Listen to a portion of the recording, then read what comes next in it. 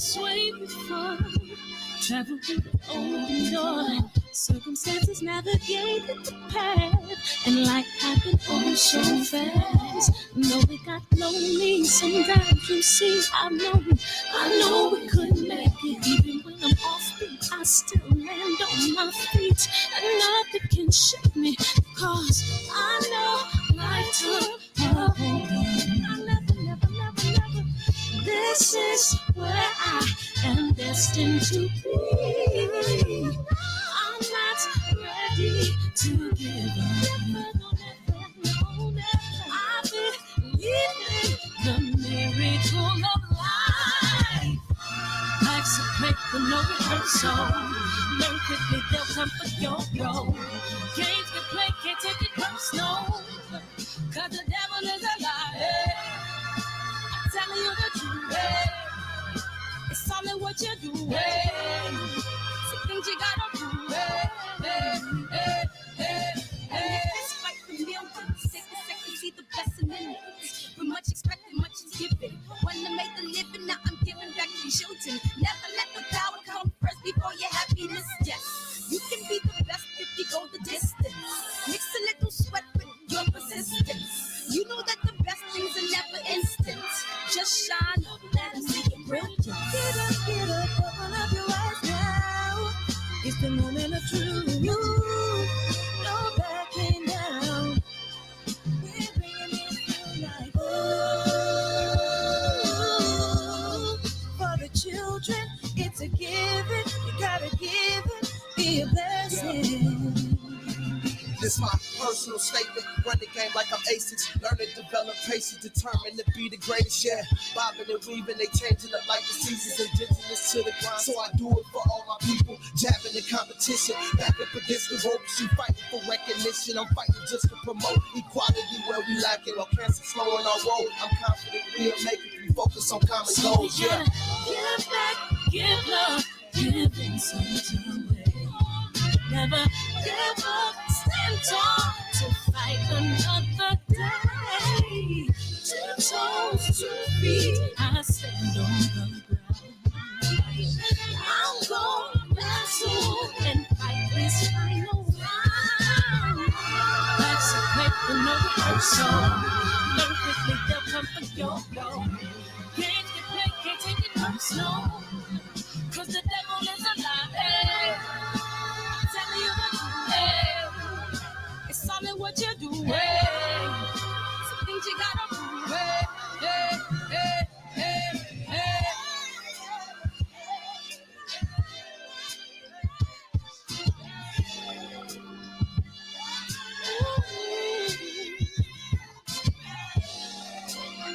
I'm gonna share all that I have and give to those in need. So we're gonna win this battle, fight that disease. No one can support children leading us. That's young. We got to be the What's up, Demetrius? What up, JP? Eric JQ. What's up, Josh? What's up, KJ? Appreciate you, K-Dub. What up, Damon G. Brown? Love is the word. Young world. What's up, West Virginia? Boxing sparring. Kevin. Hey, 15, T Bonafide. You everywhere, T Bonafide. Just saw you on Blue Blood, man. Welcome to the show again and again and again. We appreciate the consistent support, man. Blue Blood is out there grinding down there in Vegas. He's in Vegas, man. So make sure to keep on supporting him, man. I saw them super chats pouring in, man. It's well deserved, man. Keep on supporting that brother. He on ground zero, and I'm in the comforts of my own home. So please support him. All right, it's trailer time. I said Malcolm alleged that some of Elijah's women were underage secretaries, and can you expound on that? Yeah, well, I guess they were, because they were there. I seen them myself. It's all true. Good evening, messenger.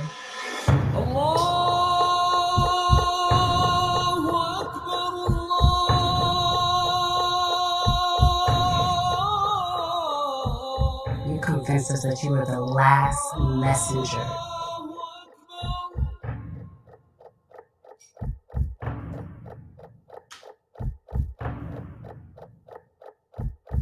How many other bastard children do you have? Man, at least 15, man. At least 15. They say NBA Youngboy is wrong, but Kevin is right. NBA Youngboy is wrong, but Elijah Muhammad is right. Man, make it make sense, man. R. Kelly is wrong, but Elijah Muhammad is right. I mean, just think. I mean, I would say more people listen to R. Kelly songs than read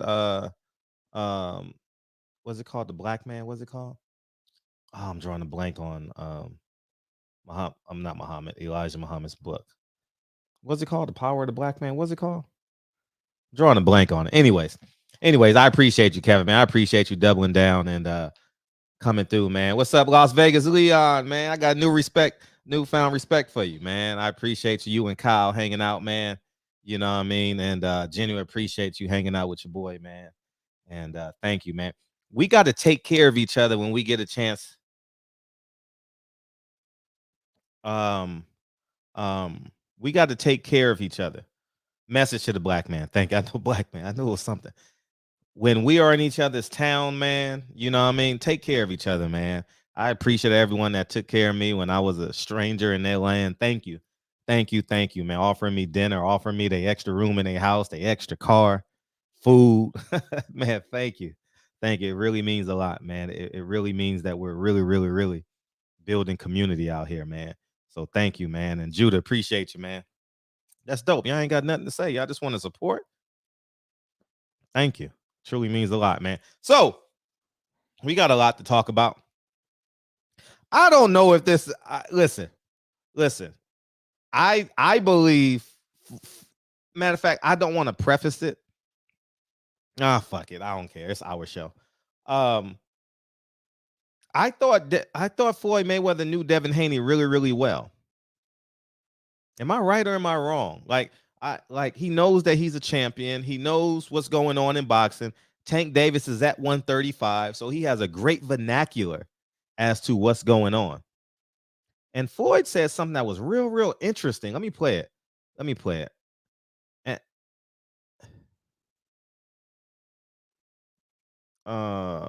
it. It means the world to them. Listen to this. And you can't knock them. That's some fighters' goal. And, you know, he was undisputed champion. Something that I never did. He called Teofimo undisputed champion. I thought that was weird, man. I really thought that was weird. I'm not, listen, I can't be as objective as you guys can. Just because I know these people, you know what I mean? So I can't be as objective. So before I jump out the window, I was just really interested in what y'all had to say on this subject, because I thought that was weird, because Devin Haney lives in Las Vegas. Floyd Mayweather rode bikes in Miami with Devin Haney to make Tank jealous. Y'all remember that?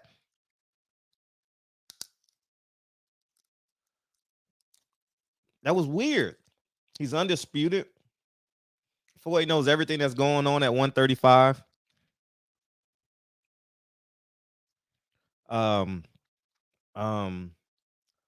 I got to take this call. Give me 1 second, guys. My team, along with Sam Watson and his team, we're going to stand together and fight this disease. I come this way before, travel through the open door.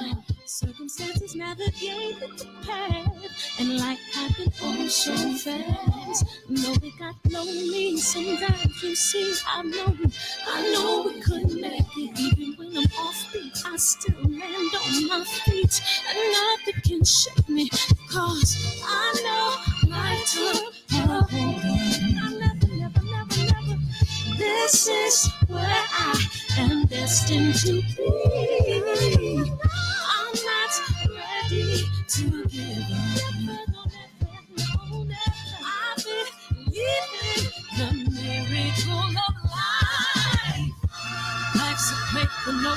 soul. Learn quickly, they'll come for your role. Games can play, can't take it personal. Cause the devil is a lie. Hey, I'm telling you the truth. Hey, it's all in what you do. Hey, some things you gotta prove. Hey, hey, hey, hey, hey. It's fight for millions. Take a second, see the blessing in it. With much expected, much is given. When I make the living, now I'm giving back to children. Never let the power come first before your happiness. Yes, you can be the best if you go the distance. Mix a little sweat. All right, I'm back. That was my handyman. I got a project I'm doing and I need it for the weekend. And so I was trying to finish up these repairs. So you got to come back 6 o'clock in the morning. Anyways, man, I appreciate you, man. I genuinely appreciate you. Gregory X, we back. So in my head, let me open up these phone lines and obviously he goes face to face with Cambosos. That means nothing, y'all. They agree on it. That means absolutely nothing. Because guess what he gonna do Sunday when he come down to Tank Davis fight? Oh yeah, I'll fight you. Don't read into that shit. Hey, he gonna say anything he want to say, man. Oh, I ain't fighting no tune-up. Oh man, you know what I'm saying? So at the end of the day, I take it with the grain of salt. But I want you guys to holler at me, man. Feel free to beam in. Thank you guys for spending your Thursday evening with you. I know half y'all got the NBA on mute listening to me, man. Thank you, man. I truly appreciate it. You got the NFL. I think that just went off. Who won? Did the Cowboys win? I didn't watch the game, but I saw it on my Instagram feed. Yeah, so that's where we're at. I just thought that was really, really interesting that he called Teofimo undisputed. And you know the funny thing is media is such cowards, man. How did they not pick up on that? I have no respect for media, man. Like, what's up, man? What you got? My respect is dwindling. Let me omit that. What's up, Fred? How you feel? Cowboys won? Okay. Man, it's disappointing that the great legendary Floyd Mayweather couldn't just give Devin Haney credit, man. I don't care how that kid won his belt. He got his belt, and he fought a legit future Hall of Famer Jorge Linares to defend that belt. People forget that. Jorge Linares is not a bad fighter at all. And Devin Haney schooled him for most of the fight, and that was a terrific performance. It was an entertaining fight. So this idea that Devin Haney isn't entertaining or no one knows who he is disrespectful. People forget he's only 24 years old, or less, or 23 actually. Mm-hmm. So it's a shame, man. I understand that Devin Haney's with Eddie Hearn, so to speak, but we can't give Floyd this pass, man. We can't. He's knowledgeable of the sport. We've heard it many times where this guy would feign like he doesn't know who a fighter is, but then he'll list off how good this fighter is and what they don't have. And, Floyd knows Devin Haney is a champion. I don't know where he get this idea that Teofimo was undisputed.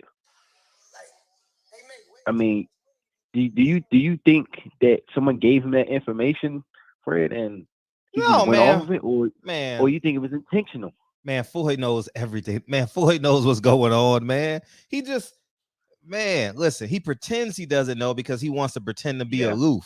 He wants him to be. See, I'm not that guy. I'm not that guy. I want to be as involved. I'm gonna tell you guys how involved as I really am. You understand what I'm saying? I'm not that guy. So, I just think that.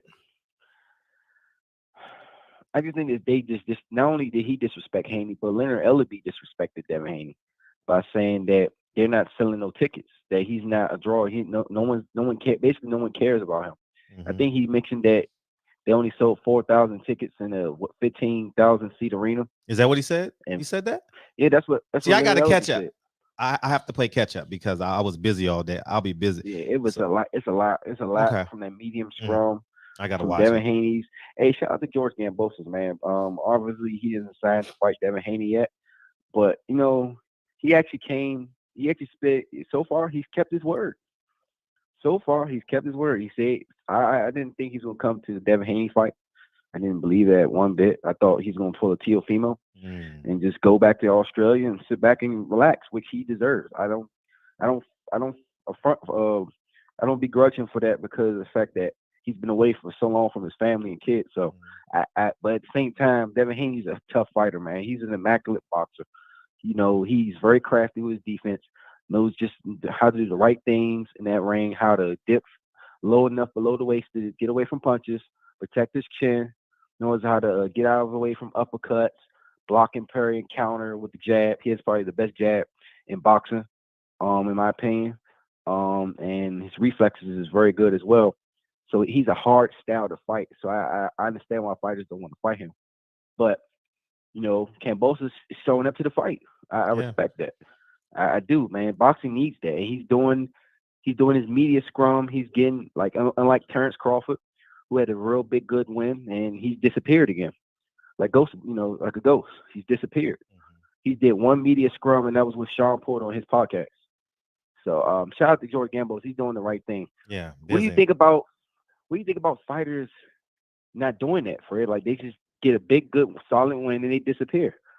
You know, like Stephen Fulton, he has a solid win. I think he should be on the pound for pound list. But he might be on there. I actually had him on there a year ago. Stevie Fulton, yes, Stevie Fulton needs to be on the pound for pound list now. Like, Brandon Figueroa is a. I think Brandon Figueroa can be successful even at 126. I think even at 126 he can be successful. He could be a champion in that division as well. I think that was a real legacy type of win when it's tough. You got to dig deep. You got to pull it out, and he figured it out in the last 2 rounds. Right. Pulled it off. So pound for pound, I got him in my top 10. Yeah, man, these guys need to look at what George Cambosos is doing. He's setting the standard. Unlike Teofimo, who talked a lot of mess and didn't do the right things, he's going to his rivals' fights. That's we don't see that. We don't see that, man. Guys just talk. Like Tank Davis, man, just talk. Tank Davis said, you saw what Tank said? What you say? No, I'm playing catch up. I literally walked in the house at 6 o'clock. He said that bullshit about Ellie asked him before he was leaving somewhere. I don't know what it was. He asked him, would you yeah. I did see that. That was corny. You can keep the belts. He don't want to fight him. Come on, man. If that was cute that you don't care about the belts, Tank, man. Come on, man. We know some of your people listen to the show. Come on. If you know you didn't care about them damn belts, you wouldn't be walking around with them Mickey Mouse WBA belts, them fake belts. You know, you would be fighting Josh Taylor. You could actually fight Josh Taylor. You could fight him next if you wanted to, but you're not. You're not. So, yeah, man. I don't know. It's a shame that, you know, they're disrespecting Devin Haney, man, and I feel like they should be welcoming him, like just basically feeding off him in a sense, like helping him boost himself. It's ridiculous that this man went to Floyd Mayweather's house last year. Floyd showed him all these belts to motivate him. He got a belt, and he's disrespected that man. Oh God, that is the funniest shit. Remember that shit, Floyd? And then they got on a plane and came to LA or something like that, right? Yeah, you welcome this man to your house, showed him all these belts to motivate him to get a belt. He gets a belt, and you don't even acknowledge him as a champion. This is disrespectful, man. I think Devin Haney needs to just stop being nice. He's a nice young guy. Nice. Oh, he's great. And just Devin he's is great. Nice. And I just think this is boxing. You can't be nice. Can't be nice. I said it before to you, Fred. I said it before to you, Fred, before, like a month ago. People laughed at me in the chat. Say, oh, don't do that. He'll get lost. No, he needs to start smacking people. And I don't mean like literally smacking people with his hands, but verbally. Yeah. He needs to. It's time. These guys are disrespecting you. The WBC isn't respecting you. No one's respecting you. No one. So I think he needs to just start playing heel and go for it, man. Because no one's not gonna respect him with his position. Honestly, no one. What do you think about him playing heel? You think he should just stay the same course or play heel? I mean, Devin Haney should speak truth because he's an articulate young man. He's not really a cursor. You know, he's not really like he speaks in complete sentences. He's like he speaks in complete thoughts. He's not like, I don't want to be disrespectful to any of these other fighters, but they speak in idioms and like sounds. He could be a smart asshole. Yeah. He could be a smart asshole. Uh-huh. Uh-huh. He could still disrespect these guys, but using in intelligence. There's a way Right. you can. There's so many levels to disrespect someone back. And he could do it with intelligence. I feel like he needs to do that because Floyd Mayweather's not respecting him. Right. Leonard Ellaby is not respecting him. Tank Davis don't respect him. Yeah. Who do you think respects Devin Haney in boxing? Who? Eddie Hearn? The Barbershop. The Barbershop. The The Barbershop? shop. Okay. The shop. Let's name it. Barbershop, you, Kyle, us, obviously. So Barbershop. Eddie Hearn. Who else? His father, obviously. Figures in boxing. We'll see what Kamboses' next move. Jojo Diaz respects him because he wants that belt. Hey, respect my tech. I get what you're saying, man. Crawford said the same thing, that why do we always gotta be clowns, do some stupid shit to get in order? I understand that, man, but look at his position. Look at it. People can say he's in a great position, but Lou DiBella could completely do a 360 and offer the Tank Davis fight easily. Then what? Then what you gonna say? Yeah, you're right. I So, would say but, he can be a heel, but he doesn't have to be rah rah rah. Yeah, He ain't got to over the be. top. Yeah, no, he just got to like Rolly, like Rolly, a No. dumbass heel. He ain't got to be a dumbass like Rolly. No. Exactly. It's a smart way to do it. It's definitely a smart way to do it, man. And I think Devin should do that. I don't know how, but he's being nice. What they say, the nice guys finish last. Yeah. I'm just saying, man. Nice guys without a plan finish last. He got a plan, though. I think he got a plan. It's just politics, and his style isn't eye pleasing to casuals, and that's where the money is, the casuals. So it is what it is. I hope Devin Haney kicks ass, look good doing it. Cambosos, he's a real one. Hopefully he actually chooses Devin Haney. But I understand where Lou DiBella is coming from.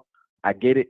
So if Lou DiBella says we're gonna fight Tank Davis next year, would you call Cambosos a duck, even though you understand the business? If what? Say it again. If Lou DiBella picks Tank instead of Devin Haney next year, if both men get through their fights this weekend, because nothing. No, I wouldn't consider that a happen. duck. I wouldn't consider that a duck. I would say Devin Haney has a mountain to climb, and that means they're basically just shoving him to the side. And there's a conscious decision to squeeze out Eddie Hearn. That's the play. Oh, I see. Because PBC already ain't playing nice with Eddie Hearn anyway, and Lou DiBella already is back. Wants to be back with. Okay, yeah, that might be because you say they do work together. Okay, honestly, that might be the next play. Honestly, you see how confident Tank is. He's saying, "I'll fight him without no belts." Like he basically telling he got the fight regardless. Like it don't matter. Man, it's man. I would never let my kids be boxers, man. I'm sorry. They would have to be managers, matchmakers. They ain't being no fucking fighters. They do these fighters dirty. But I know other people was calling and waiting. So that's my call. Shout out to Devin Haney, man. Do your thing. Shakur Stevenson, man. Stop chasing Valdez. They're not gonna give them to you. Deontay Wilder, I saw what you said, man. I'm glad you're healthy. You're doing well. Get well soon. Get that Ruiz fight. And Shakur, I already said Shakur. Earl Spence, get well soon. We want to see that Bud Crawford fight next, man. I hope you get that fight and knock him the fuck out or make it a great fight. Either way. And that's my call for it. Appreciate you. Yeah, I think it's time for I think it's time. I think it's time for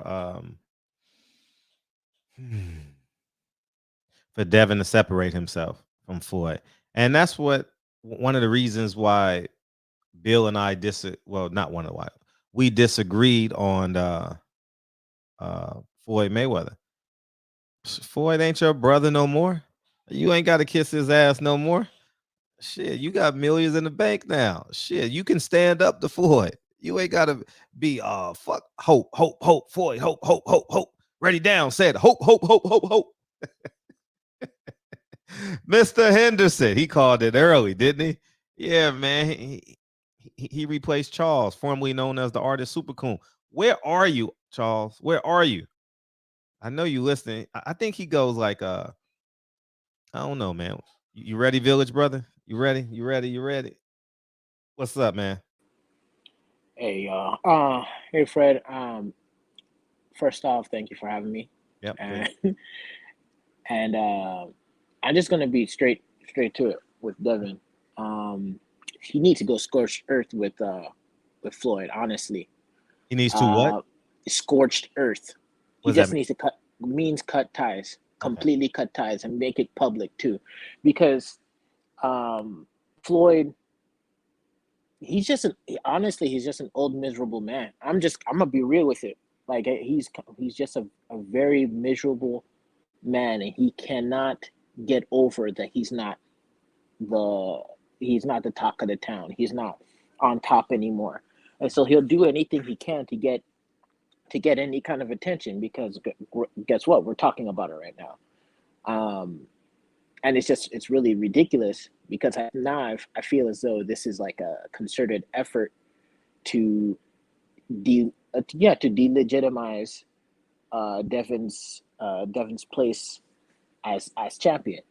He wanted to face everybody. He wanted to fight for the belt. He was given to it because the man who was supposed to fight didn't want to fight him, was too scared to, and chose to go the franchise route in Lomachenko. So at this point, Floyd knows that. He's real cool with the WBC. They've made him he's made so much money for them. He's given so much money for them. It don't make any sense. He needs to go scorched earth, and he just needs to cut ties completely.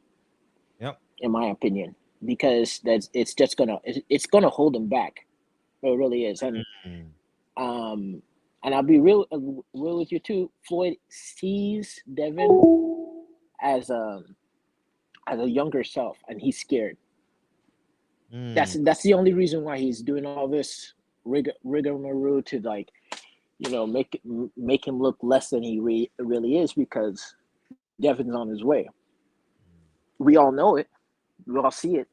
It's clear.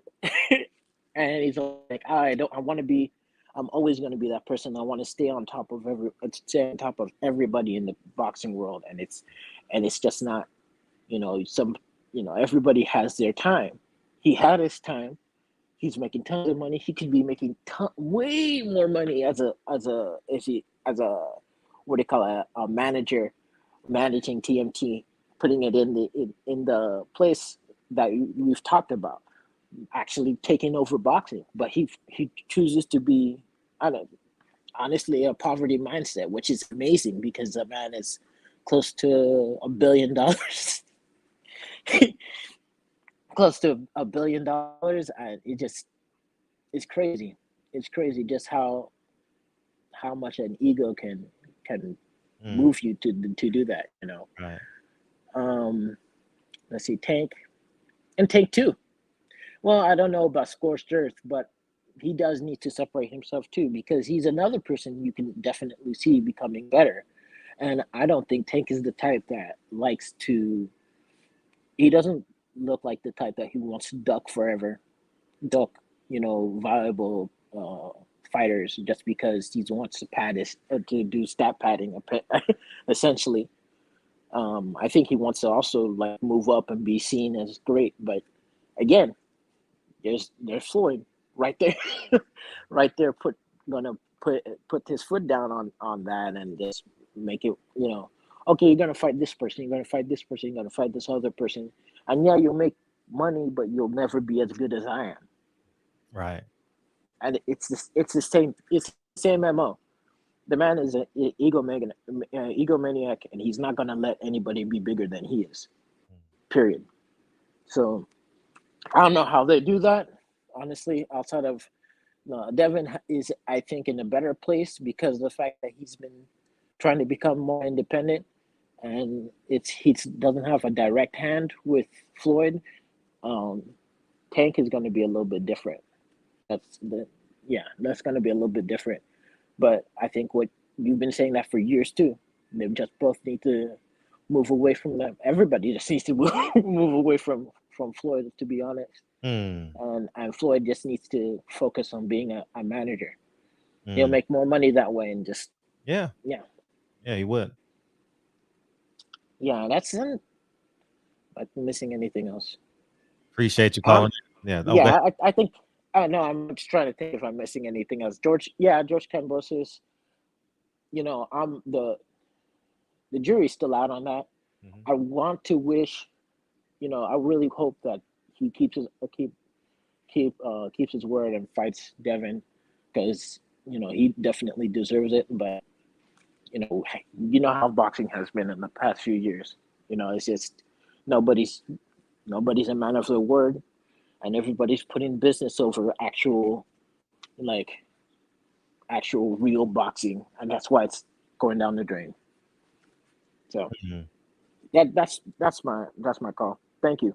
Appreciate you. No, thank you. Yeah, so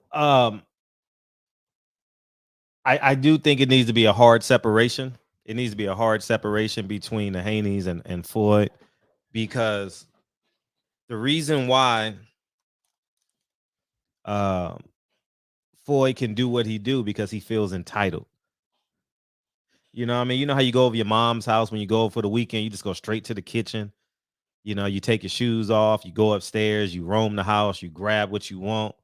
You know what I mean? But when you go to your friend's mom's house, hey, how you doing, Mrs. Washington? Would you like something to drink? No, I'm good. I'm good. You thirsty enough. You got to go to the bathroom, but you rather hold it and go pee at the parking lot than go pee. You know what I'm saying? So there's a lot of entitlement there, and I think 3 years ago, I thought that we should have separated from Floyd. Like I thought boxers should have spoke out, but it's nothing I can say or do about it. I genuinely don't think Floyd is an asset to boxing at this point. And I use that term loosely, not like he doesn't create interest because we're talking about him on this show, but he comes from a selfish perspective. Like even in that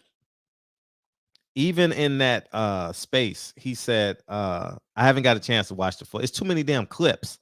So I'm like, man, I'll just wait for someone to put a full interview up, and then I'll watch the full interview. I can't handle all those chopping it up in 3 minutes. You don't know where you at. But even in that clip, he says, I've never been unified champion, but I had 5 belts. Dude, can we congratulate Kamboses? You know what I mean? Man, god damn, What's up? Yo, I was laughing so hard at that interview, man. Floyd is a semi-professional troll, man. Floyd funny as hell. Like Floyd just say stuff that it just make you just angry enough. Like Floyd, that guy at the bar who just stand way too close to you and you want to hit him, but he ain't gave you enough of a reason. But man, I swear, Floyd be killing me, man. But yeah, man, boxing fans are too hopeful, man. George Kamboses ain't going nowhere near Devin Haney, bro. That Blue Blood interview, he never answered. If you rewatch that, he never answered a single question straight out. It was he interviewed Kamboses. Yeah, on his channel, it's him and Mickey Bay. I didn't know Kamboses had beat Mickey Bay before. Yeah, I didn't beat him. Yeah.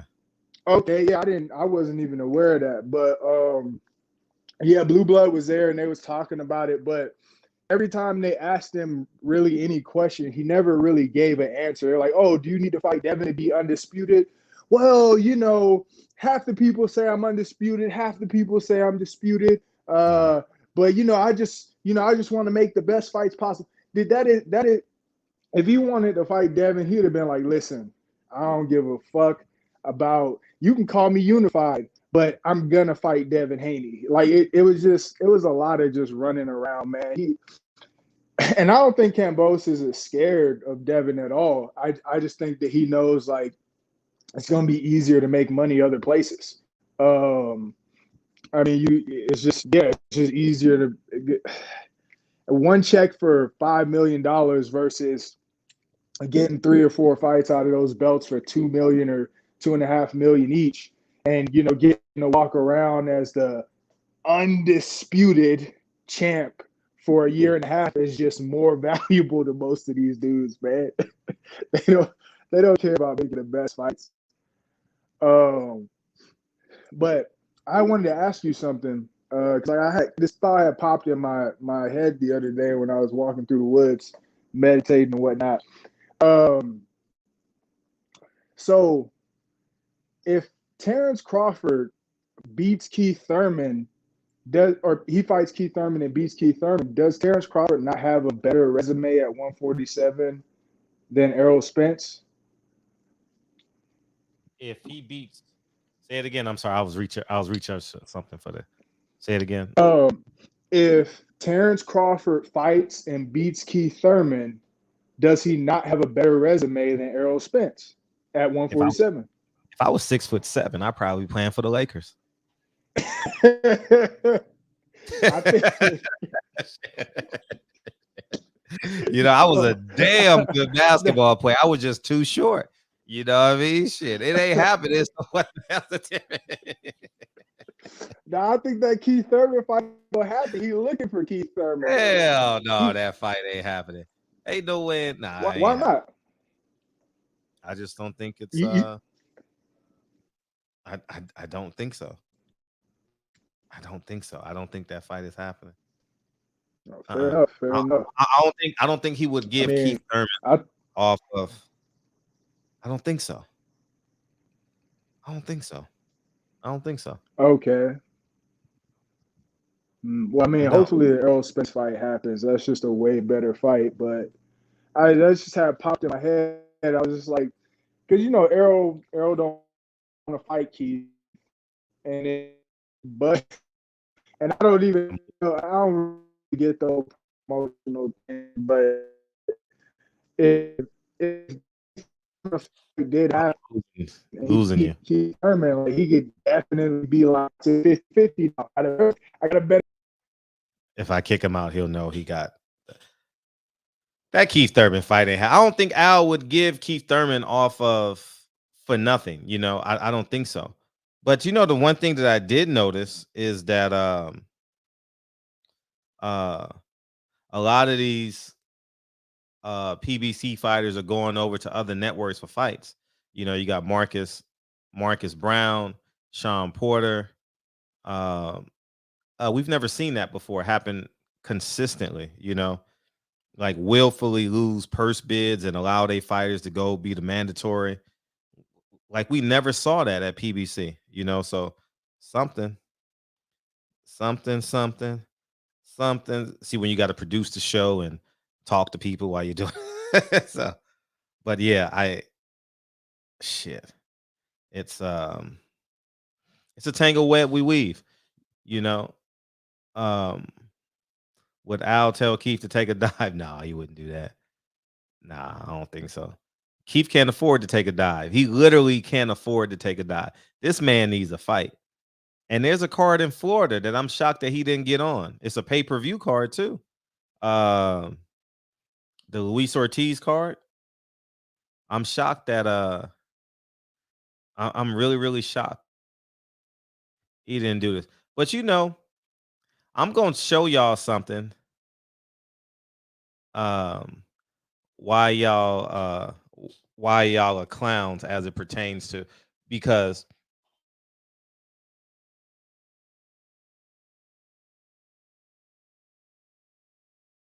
Shakur Stevenson, don't y'all want to see a unification between Oscar Valdez?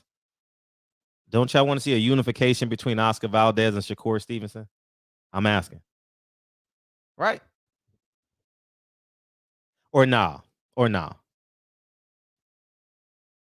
should Shakur Stevenson go fight some other guy, right?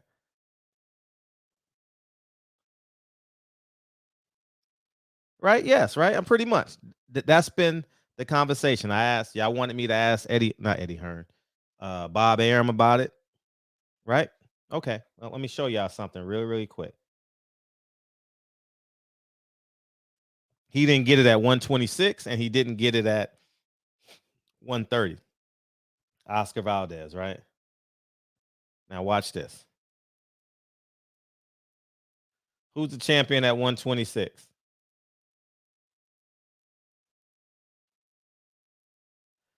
This is why I can't trust y'all. This is why I literally can't trust y'all. This is why I don't believe I can go to war with y'all. Because you're going to allow that woman to walk across the street and shoot me in the head. You need to kill her. She's coming off of enemy lines. Or that 19-year-old kid, oh, he's a baby-face assassin. Oh, we going to let him know. Look, why y'all not applying pressure for Leo Santa Cruz?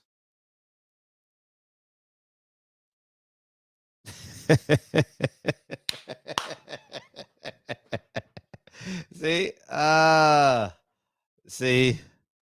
See what I'm saying? See what I'm saying? Leo Santa Cruz been a super champion for 2 years and ain't defended the belt.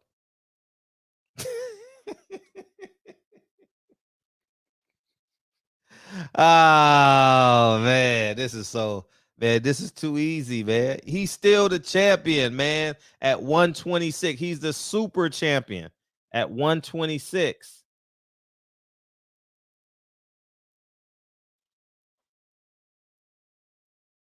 Didn't I tell y'all it's the same game?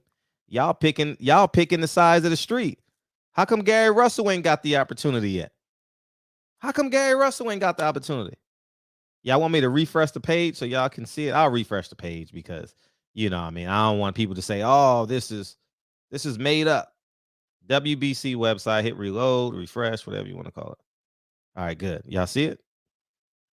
WBA.com.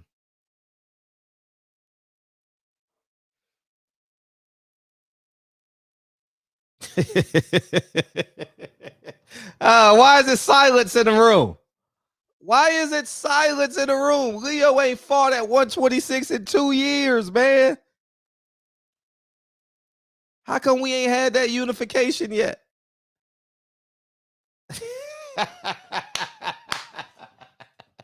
Oh, man. See, I tell y'all, man, y'all say Gary only fight once a year. Gary has done everything possible to get this fight. He wore a shirt at the fight. What's up, Al? Can I get Leo? He put his hand on his dad's arm. He put his dad around his neck. What's up with your son? Can I get the fight? You know who's blocking the fight? Al Heyman. Al Heyman. You know how you block the fight? You know how you block the fight? 1 second, 2-1. You know how you block it? Hey, no, don't worry about that. I'm going to give you a better opportunity. You could fight Tank Davis for $3 million instead of fighting Gary for 1.6. You see what I'm saying? Y'all fall for anything, just like y'all thought Chris Cuomo and Joe Biden was going to save y'all funky asses, right? Y'all fall for anything. Y'all fall for anything, man. I'm still waiting on a unification. How come where my pro-black brothers at? Shouldn't y'all be advocating for Gary Russell? Y'all think it's by accident Gary Russell only fights once a year? Y'all think Gary Russell wants to fight once a year? But y'all not going to believe it till it happens to Devin Haney, huh? Y'all not going to believe it till it happens to Shakur Stevenson, huh? I know. What's up, 210? What's up, man? What's it doing down there, man? What's it down in Texas? Hey, man, just trying to get by. You know how it goes? Yeah. Yes, sir. I see you got Al Heyman's favorite fighter on the screen. Yeah, his son. Yeah, that's his son. That's Godfather and son, all in one. Yeah. Man. Yeah, Leo naming kids after him. That's how much he love him. Mm-hmm. Facts. He put him on Wilder undercard. He put him on Pacquiao Mayweather undercard. Oh my God, co-main event. Man, the biggest pay-per-view ever. Facts. They paid him handsomely for that. Mm-hmm. I'm telling you, man.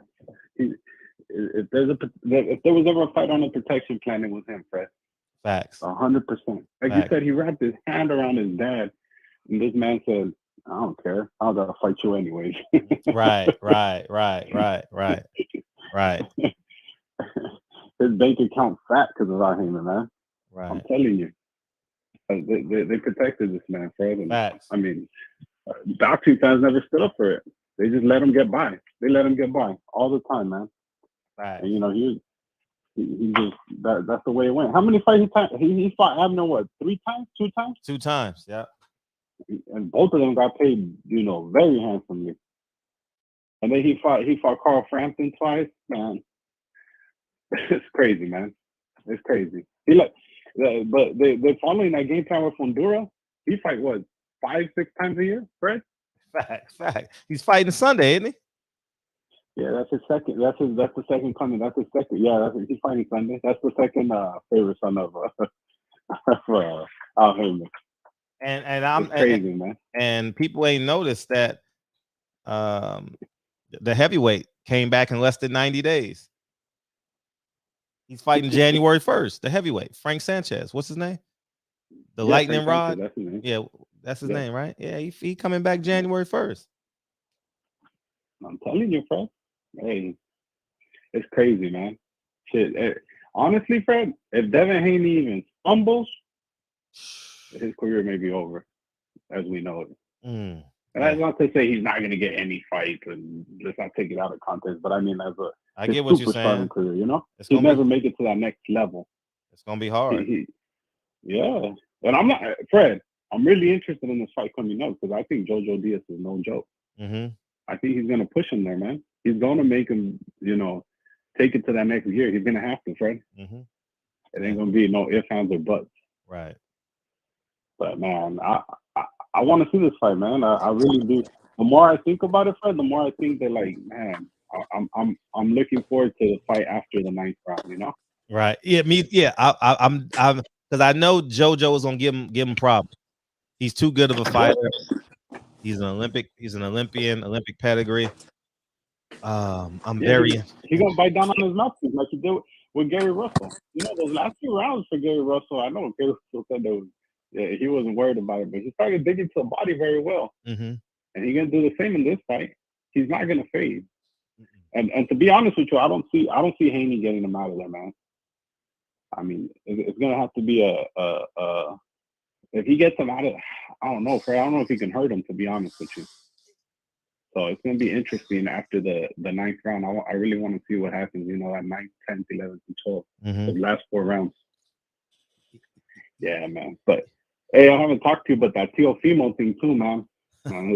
His dad and Oscar got the same supplier. El Jefe. El Jefe, man. They got this. Yeah. I'm surprised Oscar didn't hook him up with his dealer and get him a signed Golden Boy, you know? Big facts. Big facts. Man, they got big problems on that team too, Fred. They got big problems. Man. That's another guy that's gonna get his career, you know, ruined by his pops, man. Ooh, man, that's awful. Over with. That's awful. You know what I'm saying? Yeah, because coming. It's already here. No, see it coming. I told y'all 6 months ago. Shit, man, it ain't. Poor kid. He on that Sean Porter train, man. Poor kid. Yeah, you're right. Yeah, I mean,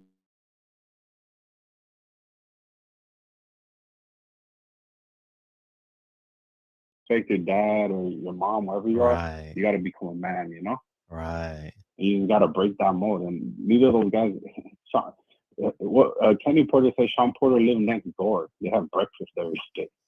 like, come on, man. Right. That's crazy, man.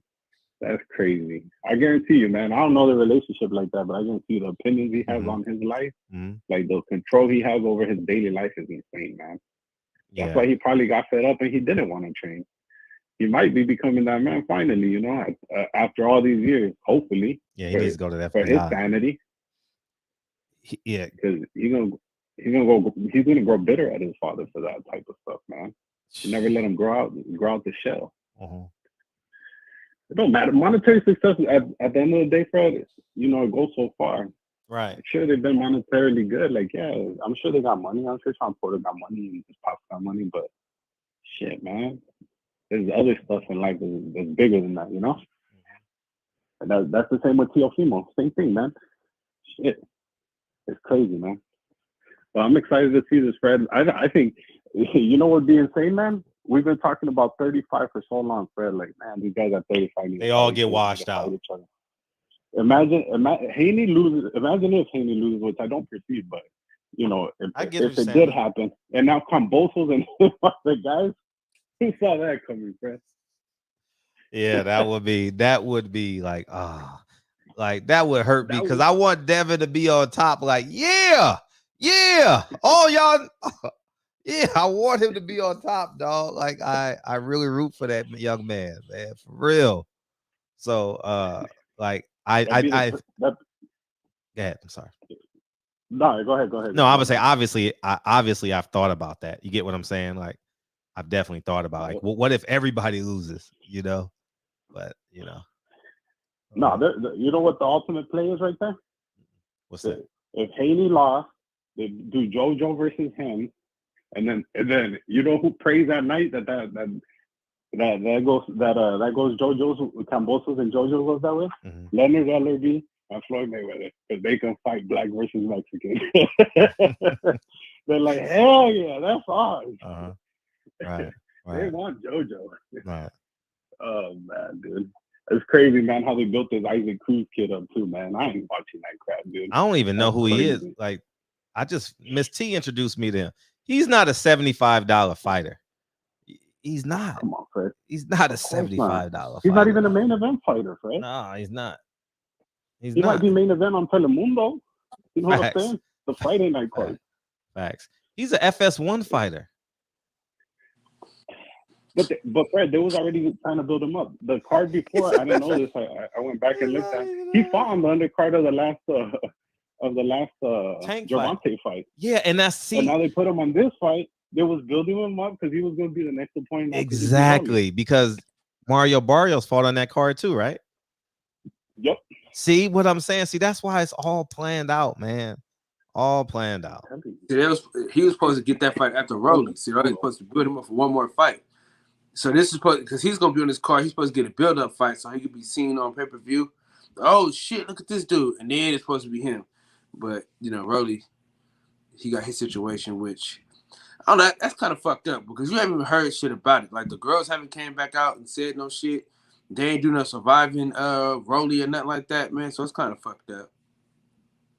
That shit's crazy. That's like, shit, doesn't Gervonta got like two pending cases, one with the female and the other one with the DUI. And not to mention, Floyd went to jail for something similar. This man don't even got, I don't even think he got have there even been charges on him? Have they even gone to the police? And he canceled his fight? Man, they did him dirty, Fred. It's crazy. Yeah, they got Rolly nasty, man.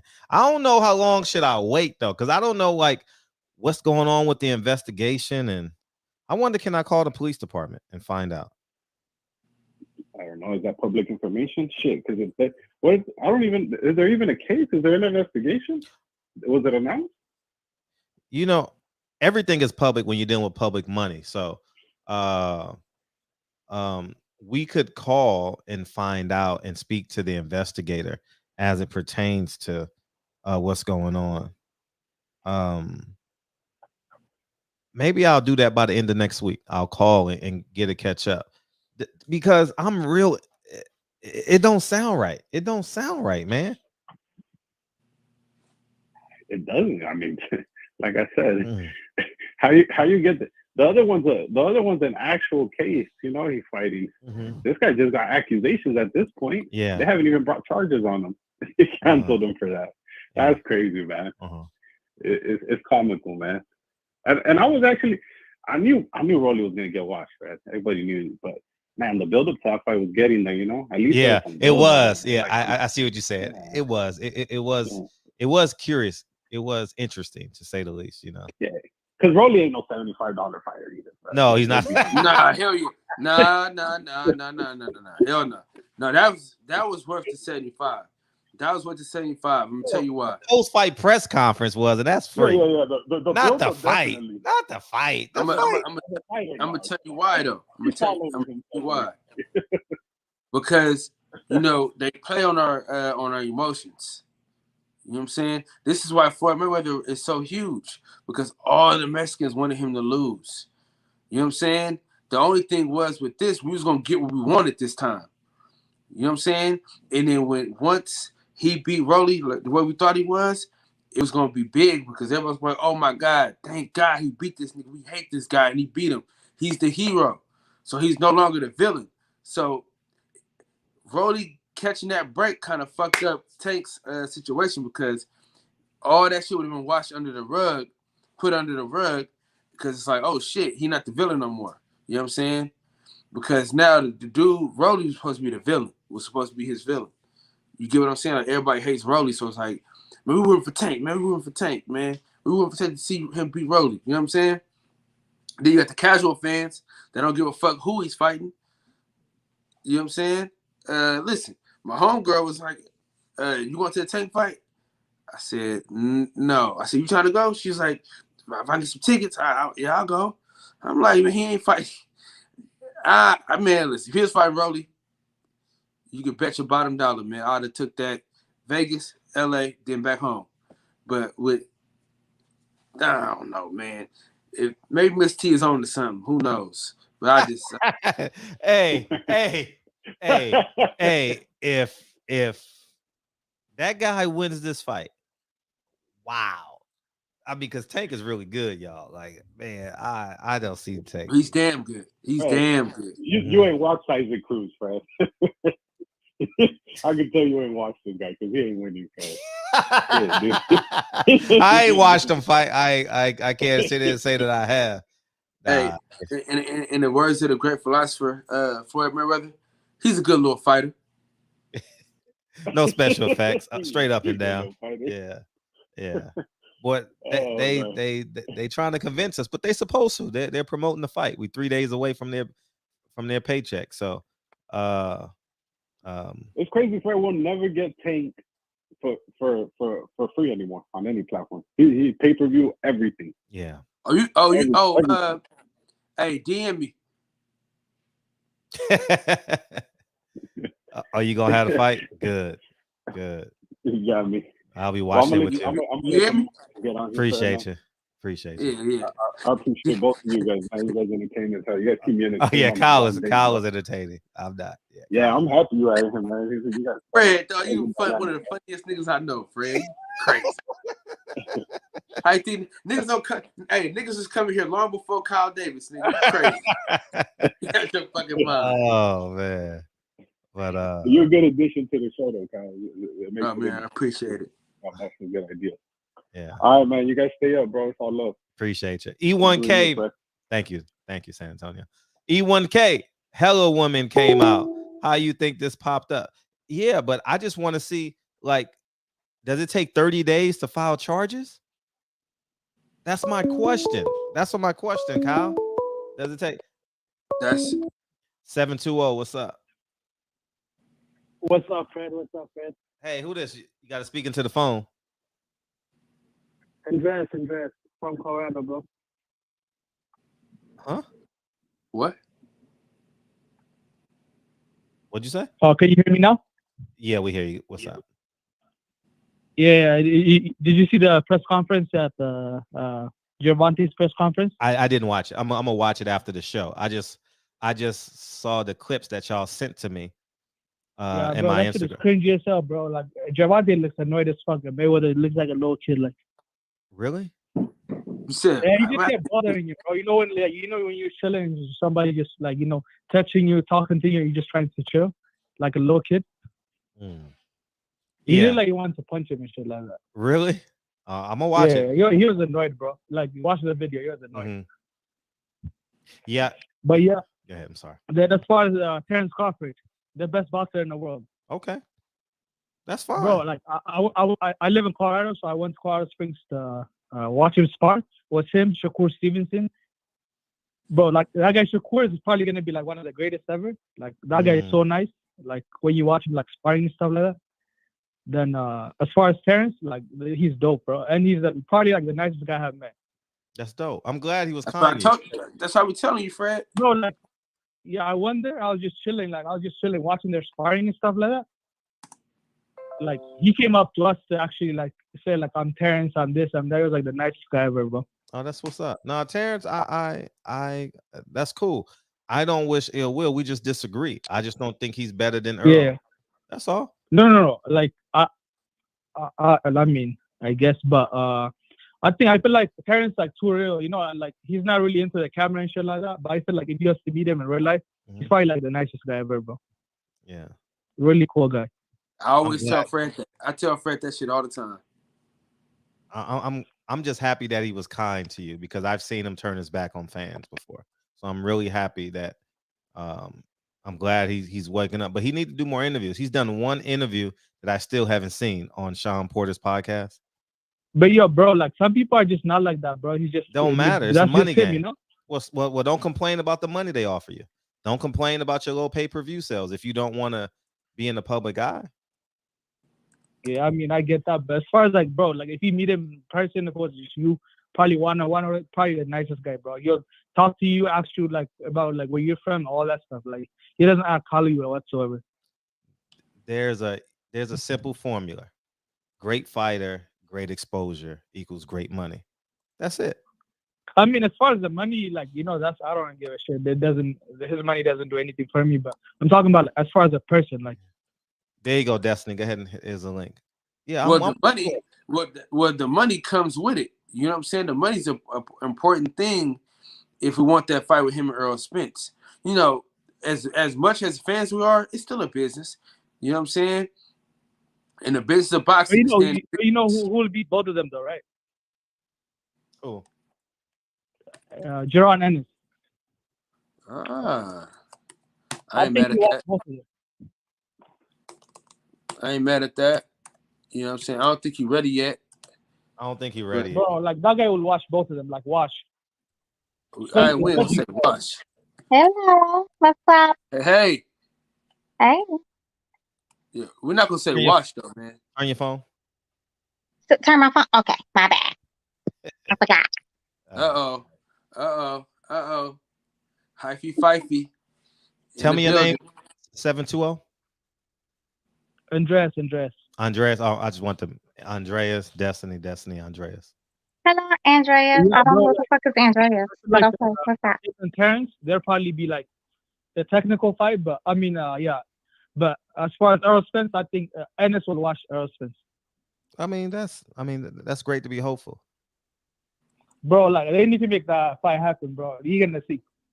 That guy's too nice. We can't say watch though, man. We talking about a world class Hall of Famer, man. He ain't going. He can't. Bro, like there's levels, bro. That guy Ennis is a different level, bro. Well, he got to fight on a different level. He got to fight someone on a different level. But they gotta give him the fight. Man, if I'm not going, nobody want to fight him, you know. Man, if I'm gonna be hard on Devin Haney, I'm definitely gonna be hard on Gerard Ennis. I'm not giving him that yet. I'm like, I no way can I just put Gerard Ennis to the front of the line, bro. And another fighter, bro, like Richardson Hitchens. Do you know what that is? Yeah, he's a Mayweather fighter. Oh, he's amazing too, hey, right? That guy is nice, bro. You need to interview that guy. He's a cool guy to another cool guy. Like he'll give you like in-depth interview and stuff like that. His knowledge about Richardson Hitchens, bro. Yeah, that guy's sick, bro. Mayweather. I saw him and Shakur Stevenson sparring in Colorado Springs. No, I mean he's a little bit bigger, but I feel like he was getting the best out of Shakur. That's sparring. Yeah, I get it. Appreciate it. Nah, Mayweather promotion fighters can't interview here. I guess they can't. They ban. They don't allow them to interview here. But Kyle, ain't that right, Kyle? Bro, that guy says whatever he wants to go. He pretty much goes anywhere. You can't come here, fam. Hey, what's up, BFTB? What's up, man? At BFT. But yeah, Fred, good talking to you, bro. Thank you. Thank you. Yeah, listen to you. Fred fucked that up for us. I didn't fuck shit up. I just told the truth. I just amplified what he said. I didn't say anything he didn't. What the fuck you want me to say? What's up, E1K? Well, E1K, if they file the charges, man, email me a copy of it, man, because I want to see it. Because I think the same energy when a woman lie, when a woman tell the truth. You know what I mean? Because, you know, I was the only one that went after Sergey Kovalev. Y'all already know. You know what I mean? So. You was on his ass. You was on his ass for real. On his ass. You know what I mean? She came on the shop. Yeah, I interviewed the victim. Yeah. For an hour and a half. Oh, wow. Yeah. That's dope. Yeah, I don't be playing. They let that piece of shit off the hook too. Say it again, Kyle. They let that piece of shit off the hook too. Yeah, I was talking to my mother about that earlier, and I told her, I said, I mean, in America, he's supposed to be, innocent until proven guilty. So, I mean, I can't say this man is guilty. There's no preponderance of evidence that says he's guilty.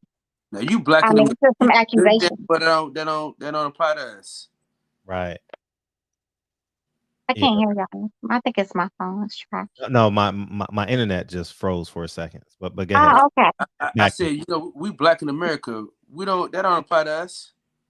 Y'all forgive me if y'all hear this noise. It's my neighbors upstairs having like obnoxious sex. I don't know what the fuck is going on up there. It's obnoxious though. We can't hear it. Oh, okay. You can't hear it. But you can. We guilty until proven innocent around this motherfucker. You know that. This ain't no, we see black folks, we gotta get out of this, man. We can't expect to have the same amenities as these white folks, man. It just ain't gonna happen. Right. Hey, so I got to reset the show. Did you hear what Floyd said about George Cambosos? He's being undisputed. Yeah, I saw that goofy shit. Yeah, I'm not fucking with that coon shit. Kyle, he know what the fuck he doing. He know what the fuck he doing. Yeah, facts. Listen. That's some fighters' goal. And he was undisputed champion. Something that I never did. He know what the fuck he doing. He don't want his fighter. He don't want Tank to have to get in that ring with fucking Devin. That's exactly what that is. He don't want that smoke with Devin. He don't want Tank to have that smoke with Devin. This is the first time in a long time I enjoyed a Floyd Mayweather interview. Really? I ain't watched it yet. Man, I really listen. It only take a minute. I ain't gonna lie. So when you think about the undisputed shit, the WBC doesn't make it easy for Devin Haney at all. So it's hard for you not to say that a motherfucker undisputed when a president of the fucking belt is telling everybody that this nigga is undisputed. So you can't be mad at Floyd for saying that the nigga undisputed when Mauricio Suleiman keep coming out saying that the nigga's undisputed. So that right there, we'll give him a pass on that one. No, okay, we will not. No, we will not. I'm gonna tell you why we will not do that. Because that man took his black ass over there to Mexico, and he was over there key and ha and for that damn WBC convention, where the fuck that shit was. Did he know what the fuck is going on? Mayweather know what the fuck is going on, but you know what? They're paying this nigga hand over fist. Huh? That's why he said the nigga was undisputed, because that's what they keep saying. Because they're paying him to say that goofy shit, but he know better. He know better. But he's able to say all that other stuff about goddamn Canelo. But he won't speak the truth about this damn undisputed bullshit. That was beautiful. Yeah. Hey, what he That's said about because Canelo. Mauricio Suleiman has him in his back pocket. I enjoyed that Canelo shit. I ain't gonna lie. Kyle, Tank Davis fights at 135. Okay, just want you to know that. No, he doesn't. No, he doesn't. Oh, he's fighting at 135 on Sunday. Hey, not when it matters. Man, y'all be caping Floyd, man. God damn. 915, what's up? What up, Fred? What up, Kyle? What up, Ms. Black?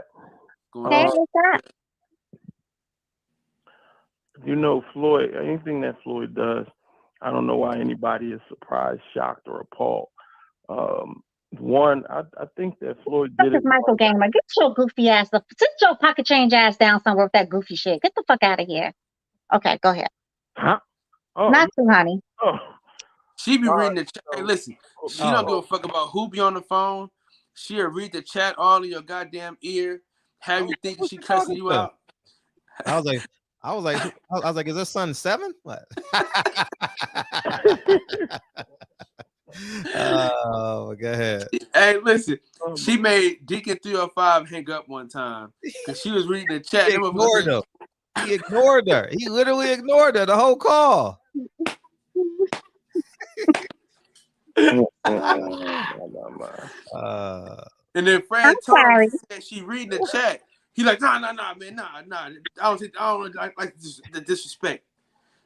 Man, that shit was funny. Little rascal. Sorry, 915. Sorry. All right, go ahead, Little Raspy. If you were a Crip, they would call you Little Raspy. I don't know what that means. Yeah. On the set, cuz. That's crazy, Fred. Listen, but seriously, Floyd. Thanks, Father. Hey, you ain't drink no tea yet, bro. This is the second day you came on here, horsed and shit. You got to get some tea, man. When you sit in front of 33 students per 3 times a day, and man, this is my voice. Tea ain't gonna fix it. Oh, you're a professor. You're a professor. TA. Oh, that's what's up. Appreciate you, man. I genuinely appreciate you. Hey, let us know if you want to come into your classroom, man. Say that again. I said, you a TA at a high school or a middle school? No. University Temple. Okay. So you're a teacher. So what's a TA in college? Teacher's assistant. Well, basically, it's an associate instructor. I'm just calling it a TA. That's it. Oh, so you're not tenured there. You just No, I'm not tenured at all. I don't. This wasn't a career path. It happened to be. I had the credentials. I went to the school. I knew someone in the department, and they asked me to come on. Oh, dope. And it was just something to do. Where'd you get your master's from? Excuse me? Where'd you get your master's from? Temple. Oh, that's I saw the J-Rock fight there. That's my experience with at the Leogoras. Yeah, exactly. Now that was I mean I don't know how I felt about that fight, but with that title when J-Rock lost to Rosario, it was like a lineage. Rosario lost to Charlo, Hurd lost to J-Rock in his hometown, but nobody got a chance to get a rematch, so the belt stays with Charlo. Right. But when I got caught about with Floyd, I don't understand why anybody feels different or is appalled. I think him and Devin Haney, even though Devin Haney seems to worship the ground, respectfully the ground that Floyd Mayweather walks on, I feel Floyd being as though Floyd Mayweather has a vested interest in Teofimo Tank. And you also you've been crying, biggest fight. You have now Tank, his superstar, that happens to be the he's the regular champion for the WBA. So that then you don't think he's considering that being a money fight for Tank over in Australia with Kamboses.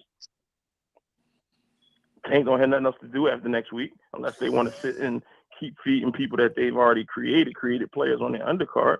But that's a good fight for Tank, and then he can just win the belts, and that's why. And he's setting up for foreshadowing. Okay, you know what? You got Undisputed over here, and Cambosos Undisputed, so he get Tank in the ring, and then Tank takes his belt. Tank is the Undisputed World Champion. Right. And it's not just a slight that Devin is like. People been slapping Devin in the face all week long, and yesterday they don't drop that belt. He should hold it just because for shits and giggles. I don't know this week, but if he wins, and throw it in the trash. But Floyd, being everyone looks at Floyd as if he's somewhat limited and stupid, even though he does what he does and he has incredible business acumen and people around him. But I think he's just doing it as a foreshadowing. If you got the if Cambosos is undisputed and Tank gets in the ring against Cambosos, even though would you think Tank and Cambosos is an even fight? We didn't think Teo and Cambosos fight was an even fight. They were 13-1, 12-1. So Tank gets in the ring, then Tank everybody's looking at Tank as being a favorite. But he's going up against the Undisputed World Champion. Yeah. And then he can walk out with Tank fluctuates. He can walk out with those belts and drop them right then and there as soon as he wins them. Right. And so now that moniker is Tank is box office. He's hard hitting, knocking dudes out with uppercuts. He beat Santa Cruz, which he did, took his soul out there with that uppercut. But another thing I wanted to touch on before I know Kyle looking like he itching to play the song on me. But no, I ain't gonna play the song on you, cuz I ain't playing the song on you. You ain't said no outlandish and dumb shit, so you all right. Oh no, I'm about to say something outlandish now. It might be outlandish. Say it for last, yeah. Fred, you said that you was talking about the fighters wearing the Mexican colors, the Mexican flag, and then I remember you were talking about Gary Russell and I always thought this, but it sounded stupid to some people because when I look at things, one of my undergrad degrees was in African American studies, and so you always supposed to look at everything from an Afrocentric. It's called Afrocentricity. You have to look at placing Africa or African American issues at the center. Gary Russell has been the only, to my knowledge that I've only seen, the only fighter to have a ring culturally appropriate African attire. He comes down with the Shaka Zulu whole get up, draw the Shaka Zulu kente cloth, the head wrap. It looked like I don't know if somebody got a spear next to him or not. But I mean, Google one of his fights. He comes down there full.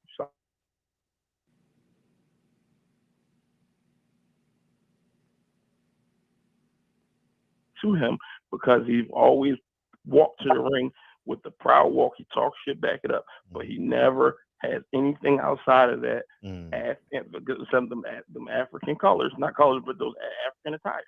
Every fight, he says what he says. He puts his little fez in the head on, just like the guy from the UFC after he wins, and then he takes his ball and he goes home. And I feel like I didn't sound stupid, but I feel like that was a reason why he's always been shut out.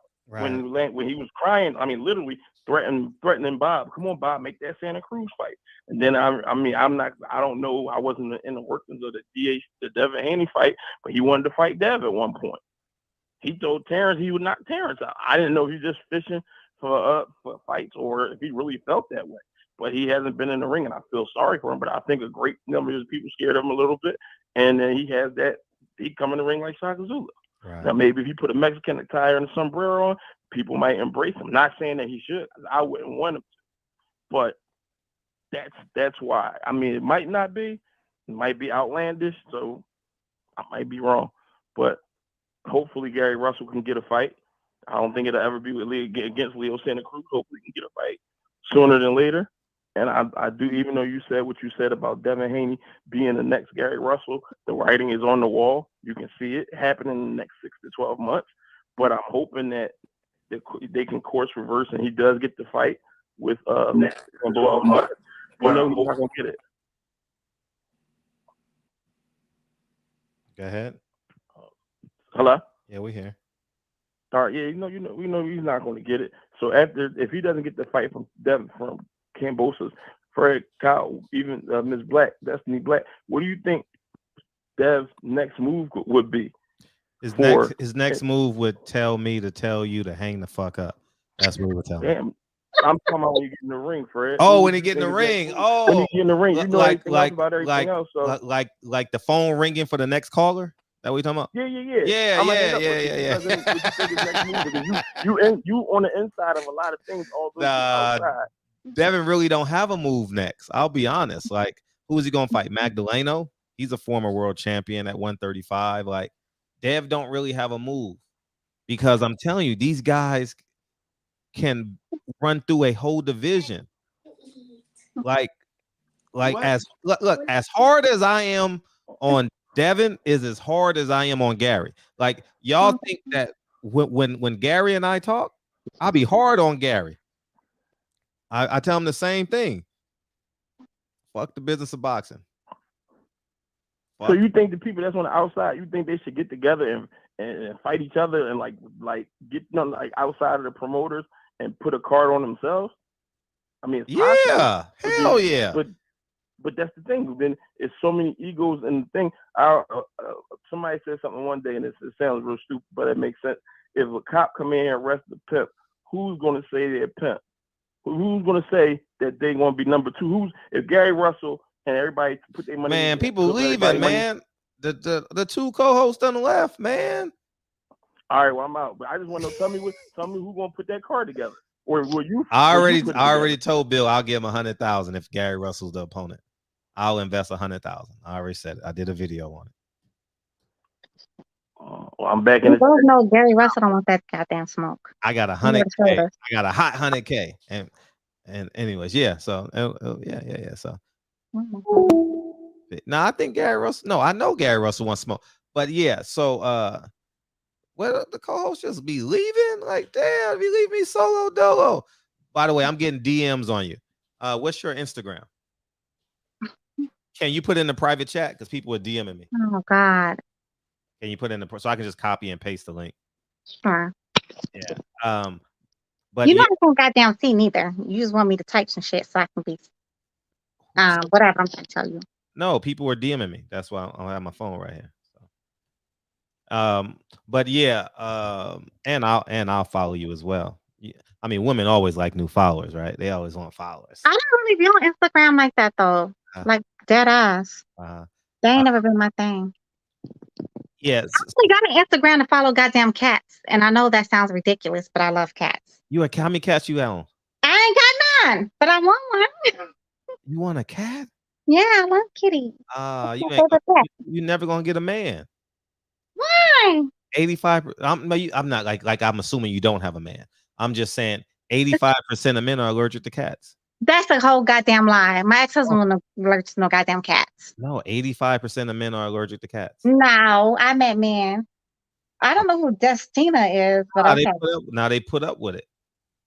No, he liked my damn kitties. That's a damn lie. Stop talking. Who is allergic to cats in the chat? If you are allergic to cats, shout out to Champ Side. Press 1 if you're allergic to cats. Oh, you're a hater.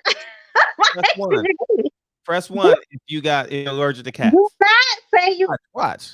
See, Aaron said he has 4 cats. Thank you, Aaron. Thank you. Watch this. You think I'm lying?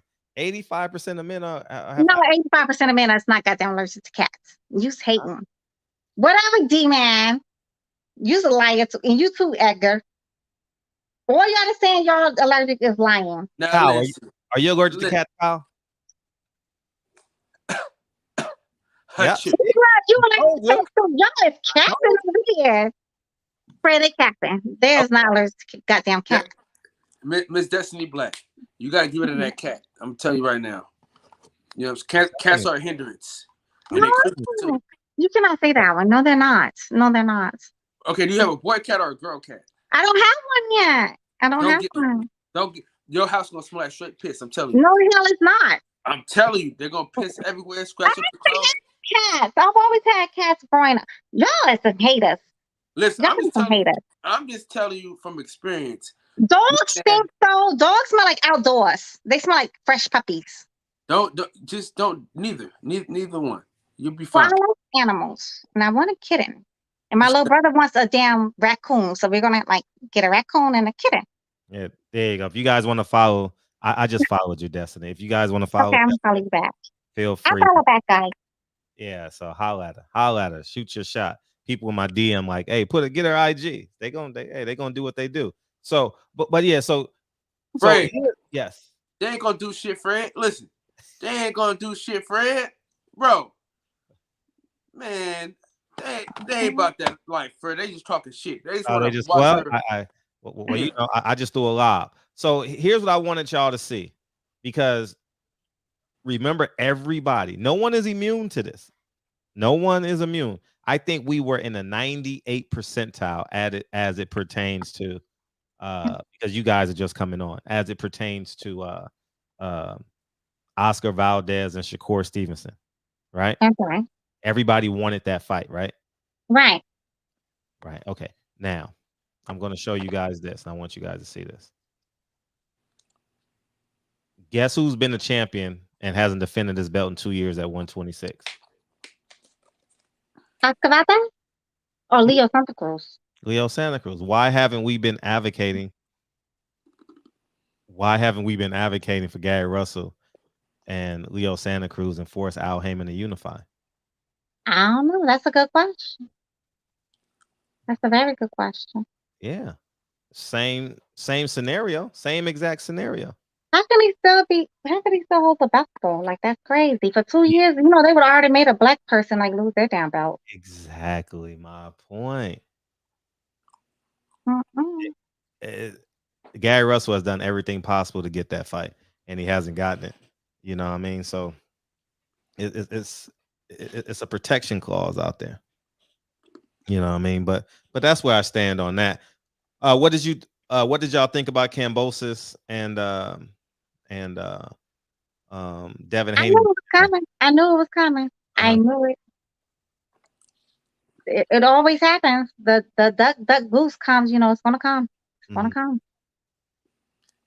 What do you think Cambosos is gonna do? He's gonna either fight Loma. I think he's gonna fight Loma. To be honest, I don't think he wants no smoke with Tank or Devin. You think he'll do Loma? Yeah, I think he would do Loma. Honestly. Loma in Australia. Yeah, I definitely think so. Anybody he fights is gonna be a big fight.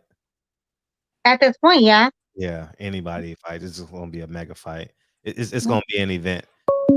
It's definitely gonna be an event. But I don't see Loma winning that fight in Australia, though. To be honest, I don't see Loma knocking him out.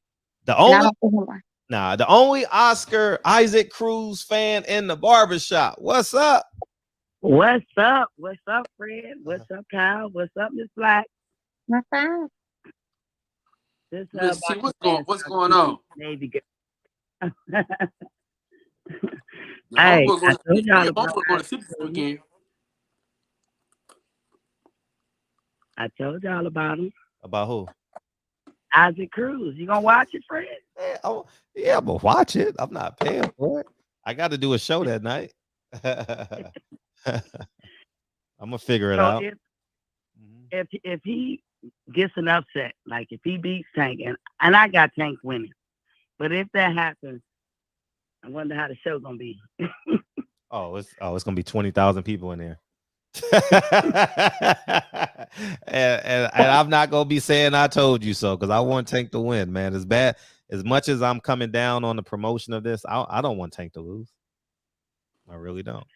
I agree, but I ain't gonna watch that bullshit. You're not gonna watch it? No, I ain't gonna pay for it either. No, I mean. Damn, I might join you on that. I'm boycotting. I might not watch it. Oh, Fred, it ain't gonna be long, Fred. You ain't got to wait long. You never know, though. You never know. No, I know, nigga. I know he going to sleep. Oh, he definitely going to sleep. Definitely. Well, if he rushed Tank, he gonna run into something.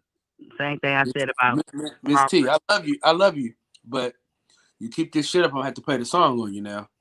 Look, I gotta play the song because I like them both. I got Tank winning. You can root for Isaac Cruz. I like them both. Yeah. Hey, listen, I ain't gonna even lie to y'all. Sunday Night Football is on. Who's playing, DJ? Oh, nah.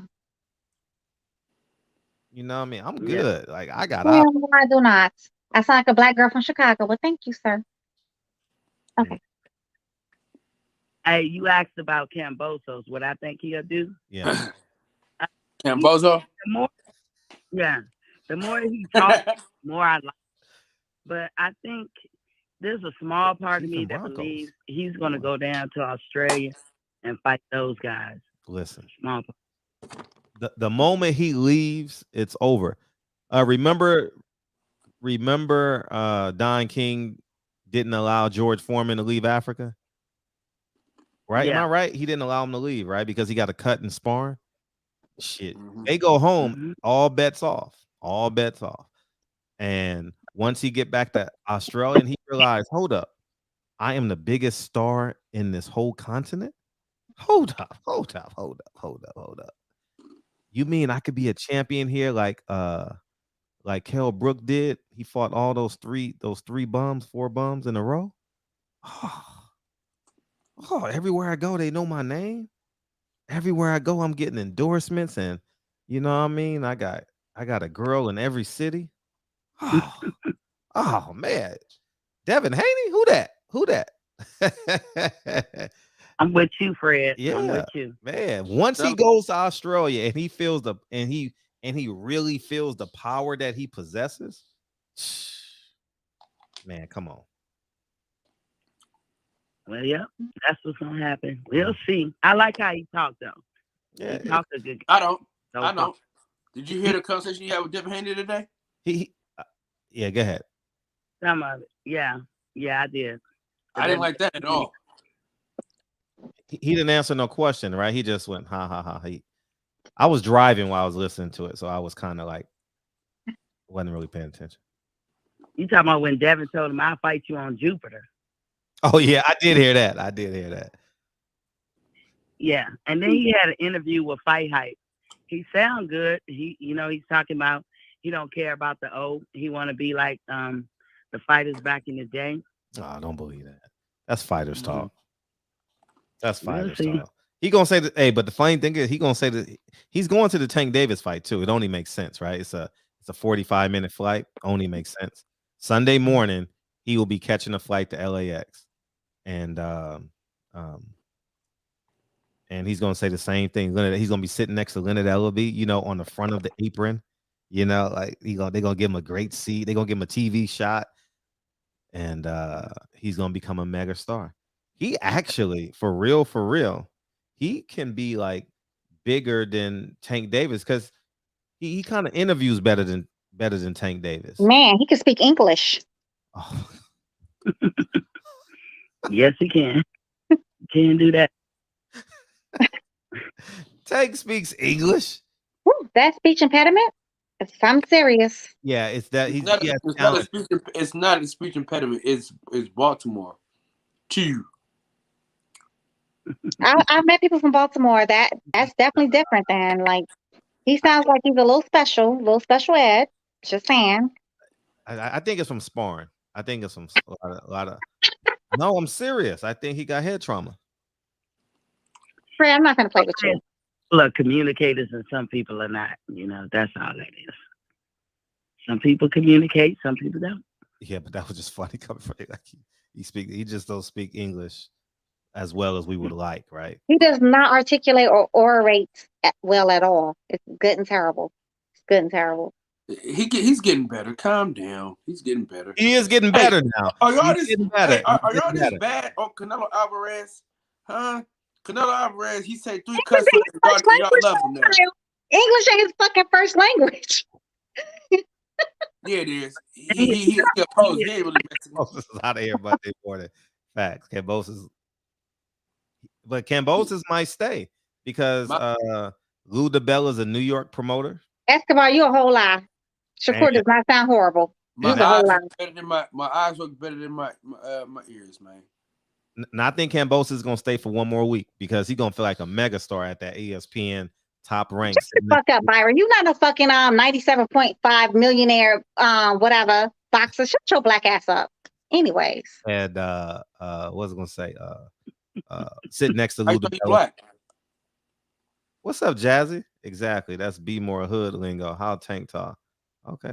Well, Jazzy, how about you beam in and let us hear how a female from Baltimore speak. How about we do that? And you can there you go. But that's Destiny's Instagram that y'all been asking for. And here's the link to beam in. Go ahead, Miss T. Nah, I was gonna say I've been watching you, waiting for you to. I know you said this weekend you was going to talk more about them charges. Are you waiting till Monday, like after the fight? Oh, yeah, because I was just giving my time, so I wouldn't lie to y'all. I was gonna give myself some room to actually call the Las Vegas Police Department because I just want to know if they filed charges. E1K say they did. So if E1K, if you can get those papers, because they're easy to get, feel free to send them to me because I would like to know what is he charged with, because I don't think he's charged because I ain't seen the articles.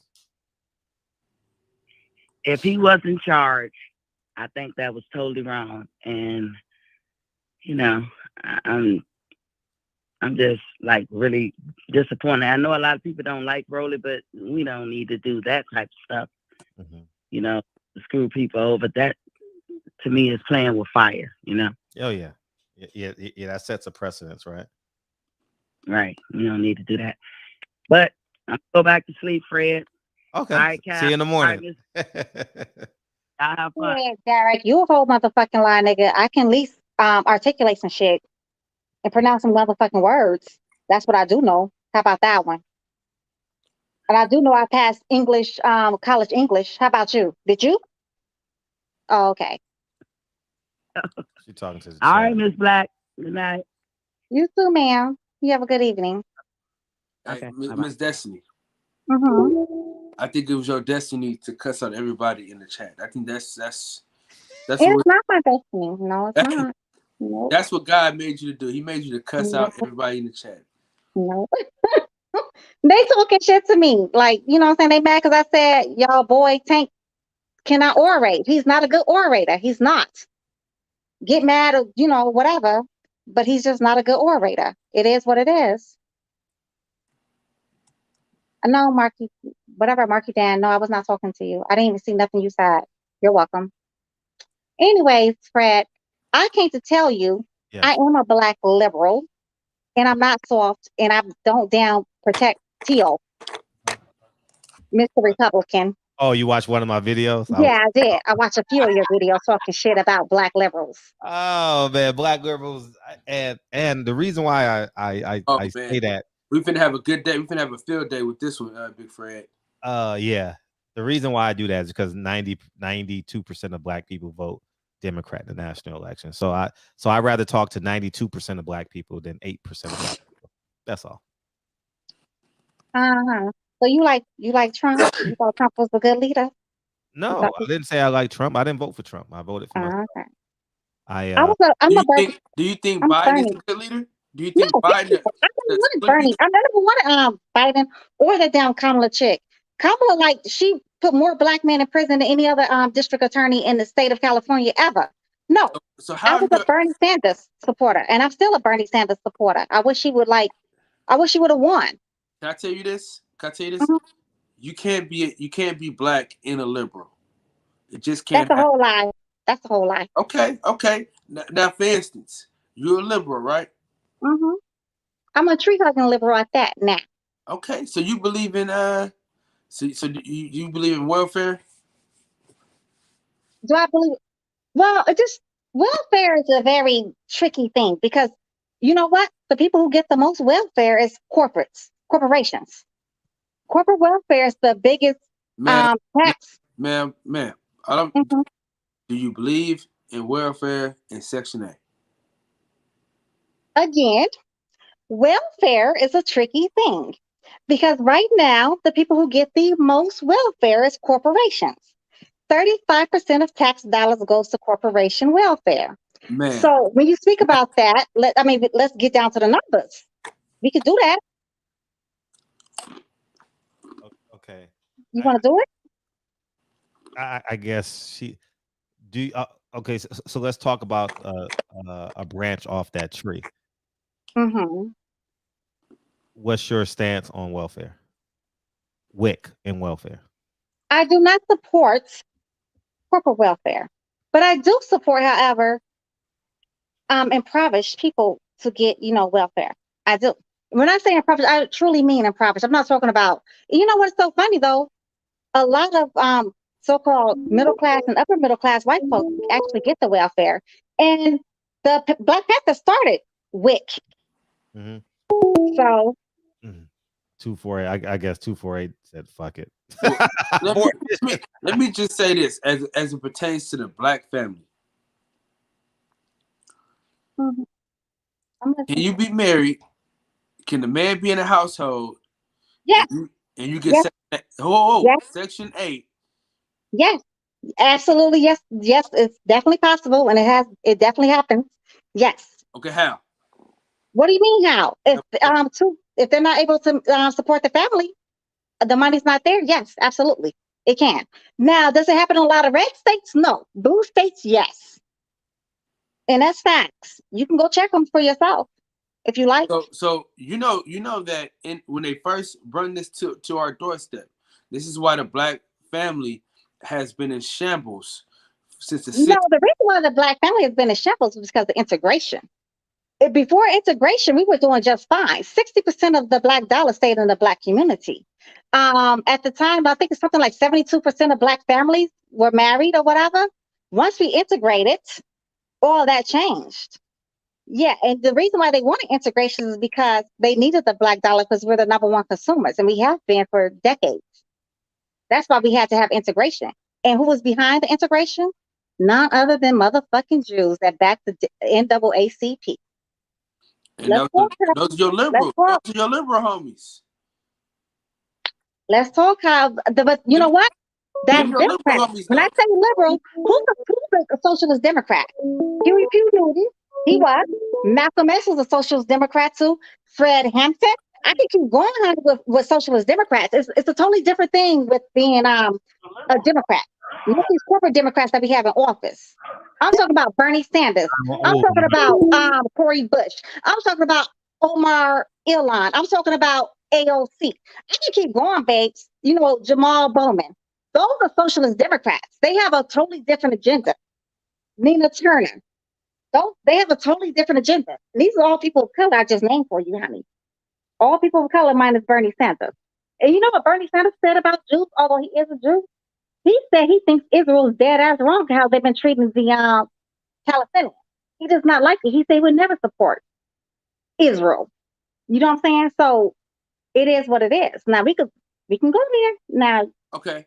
All right. So let's go here. Okay. Q Trucker, yes, he did. He may not have said it, but yes, he definitely believed in socialist Democrats. Q Trucker, whatever the fuck your name is. Yes, he did. Okay, I'm sorry. Go ahead. I'm about to get my shit all the way together so we can handle this. So you fuck with the liberals? You fuck with the now see, let's hold on. When I say liberals, I'm not talking about the corporate Democrats. I ain't get to finish though. That's the okay. Let's not talk about the corporate Democrats. It's totally different. It's totally different. Okay, can I? Go ahead, honey. I just want to make sure that you're not talking about these corporate Democrats, like the likes of Biden and fucking Hillary Clinton and those ones. No, that's totally different. They're all the same. No, they're not all the same. No, they're not all the same. Because I'm gonna tell you why they're not all the same. Socialist Democrats do not take corporate money. They do not take money from any other thing minus their donors, which means small people like myself, yourself. They don't take nothing from businesses. They don't do that. So it's only a big difference. It is.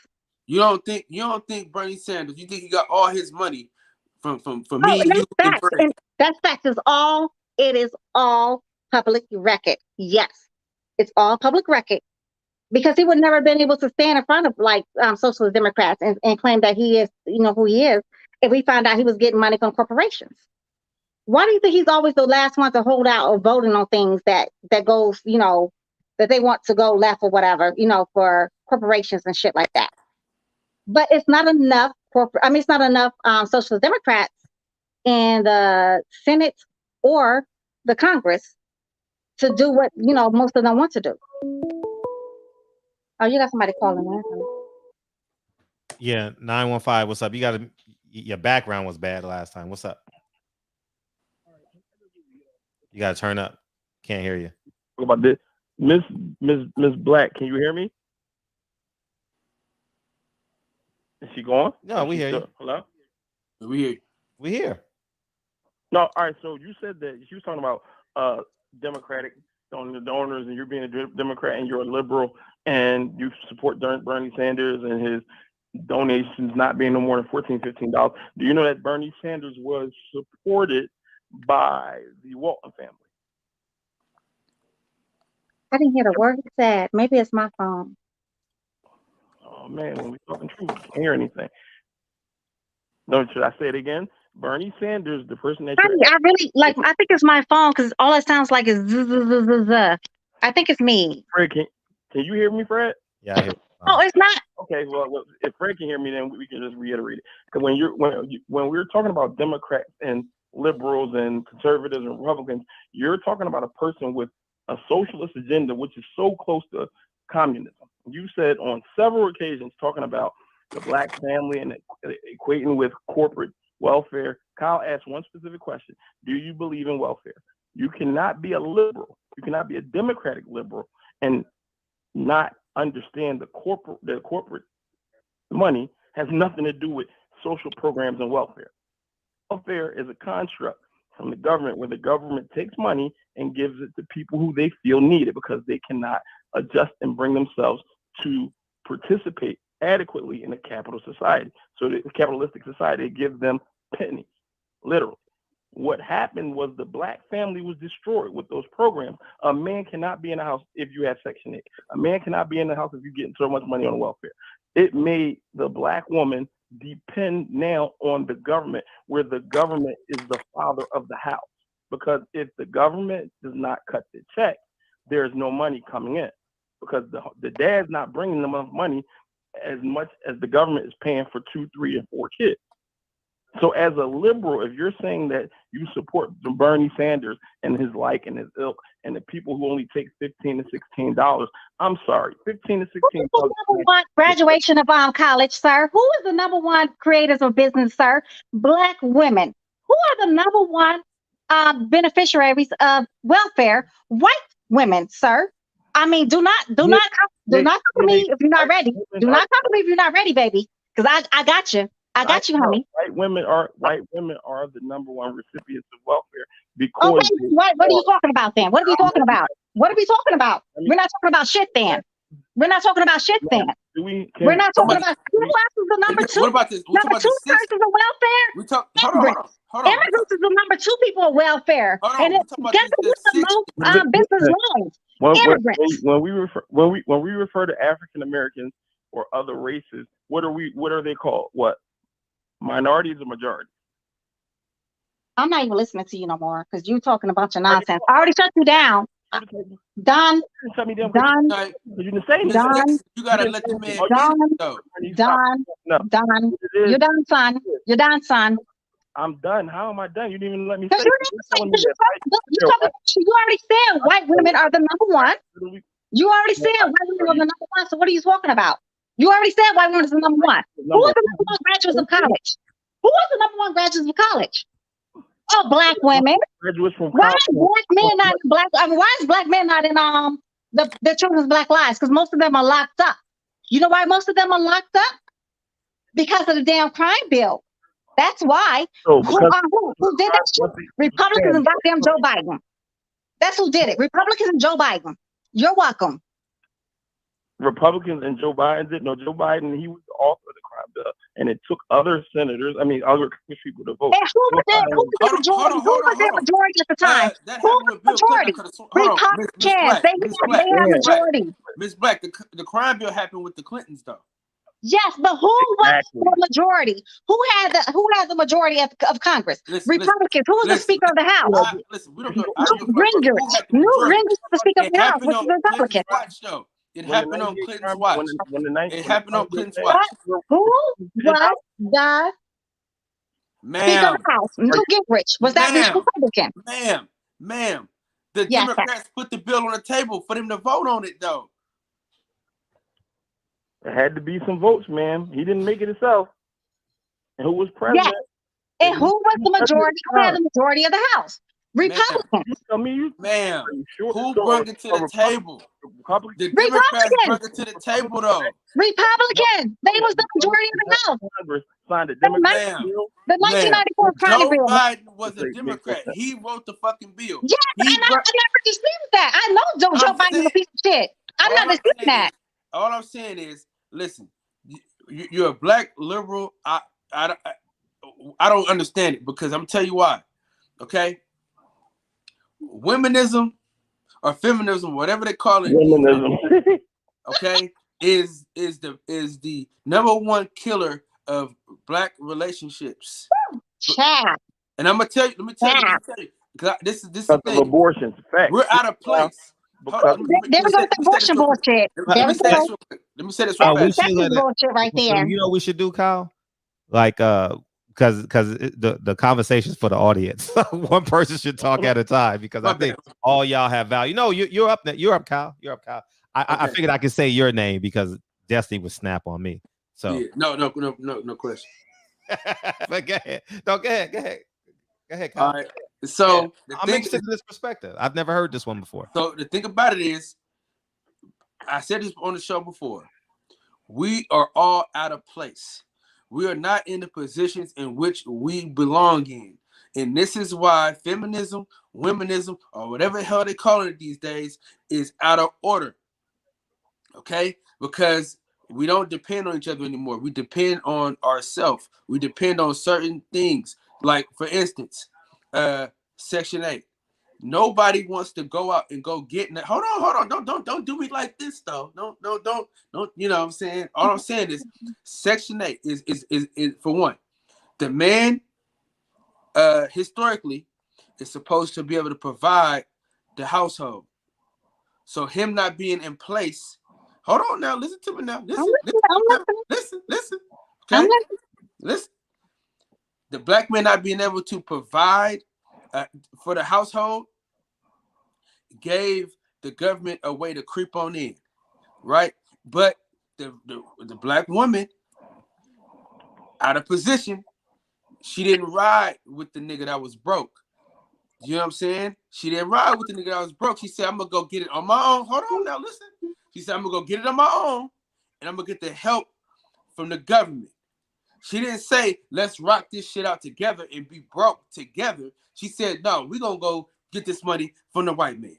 And then that's what started breaking up the families, because they started taking the jobs out, all the warehouses and things like that. That was in the 60s. It happened in the 60s. I'm from Oakland. I'm telling you, I'm giving you the timeline. Okay? Now listen.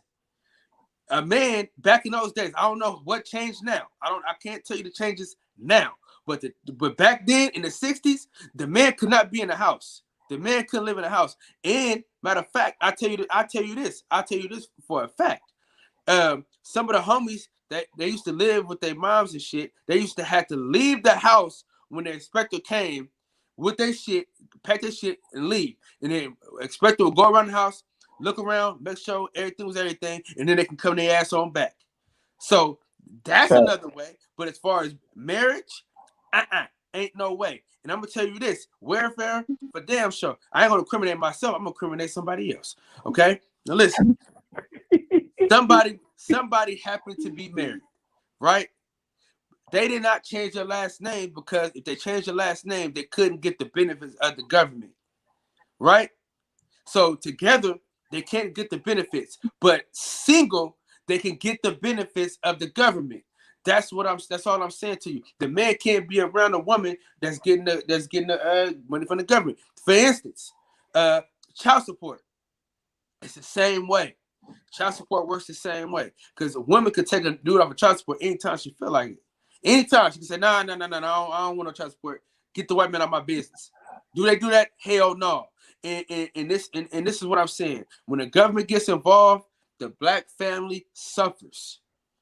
You know what I'm saying? The only time the government really ain't done shit for us but break us up, because we could use that money that they give it to the Mexicans. You know, no offense to the Mexicans. You know what I'm saying? But we for damn sure could use that 45,000 a family. Shit. Good. Can I let Destiny respond, because it's gonna be real familiar. Yeah, thank you. Because let me just break it down. In the 60s, wait. Let me read the super chat. Why should a man be on welfare? We'll answer that in a second after Destiny and the professor responds. But go ahead, Destiny. So, take your time. You ain't gonna rush through it. Don't rush through it. Take your time. I'm not. In the 60s, we were just going through civil rights, right? So we were not involved. Who did they create welfare for? Initially, it was for poor whites and Jews. Who was the ghetto created for? Jews. Okay. So in the 60s, we were just going through civil rights, correct? So there was no way in the world black women was getting the so-called welfare in Section 8 that you speak of. Now, when a black family started breaking down, right, after integration, right, 1972, who introduced the drug bill? No other than Nixon. Nixon introduced the drug bill. Who was he? A Republican. And what he used to always use in the White House when he addressed everybody who was not who was black, his servants and all that, as nigger.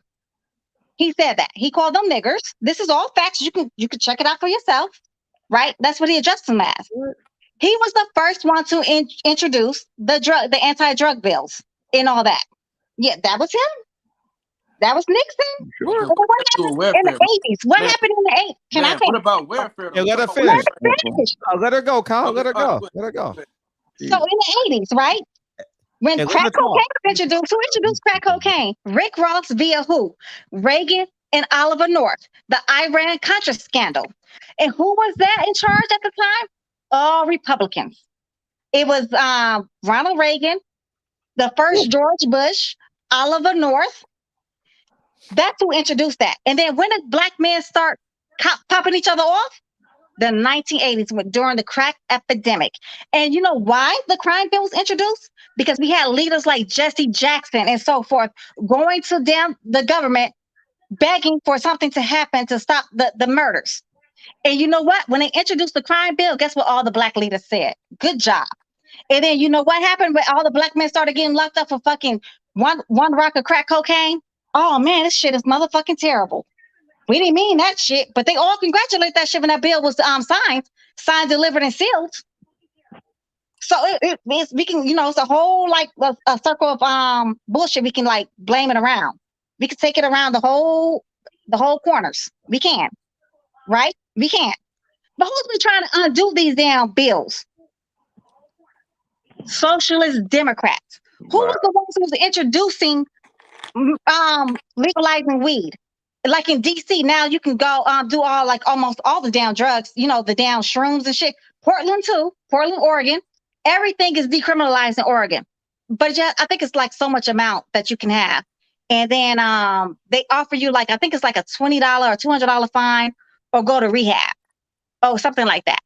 That's exactly what it's about. I can't remember the dollar amount that you have to pay for the fine if you don't want to go to rehab. That's good. These are all socialist Democrats that they're introducing these bills. These are all socialist Democrats. That's not Republicans. That's not Republicans. Okay. So the niggas that's been locked up for this shit, are they getting out? Yes. Obama released how many 400 some people that was in there for nonviolent drug offenses. And then you know what he did?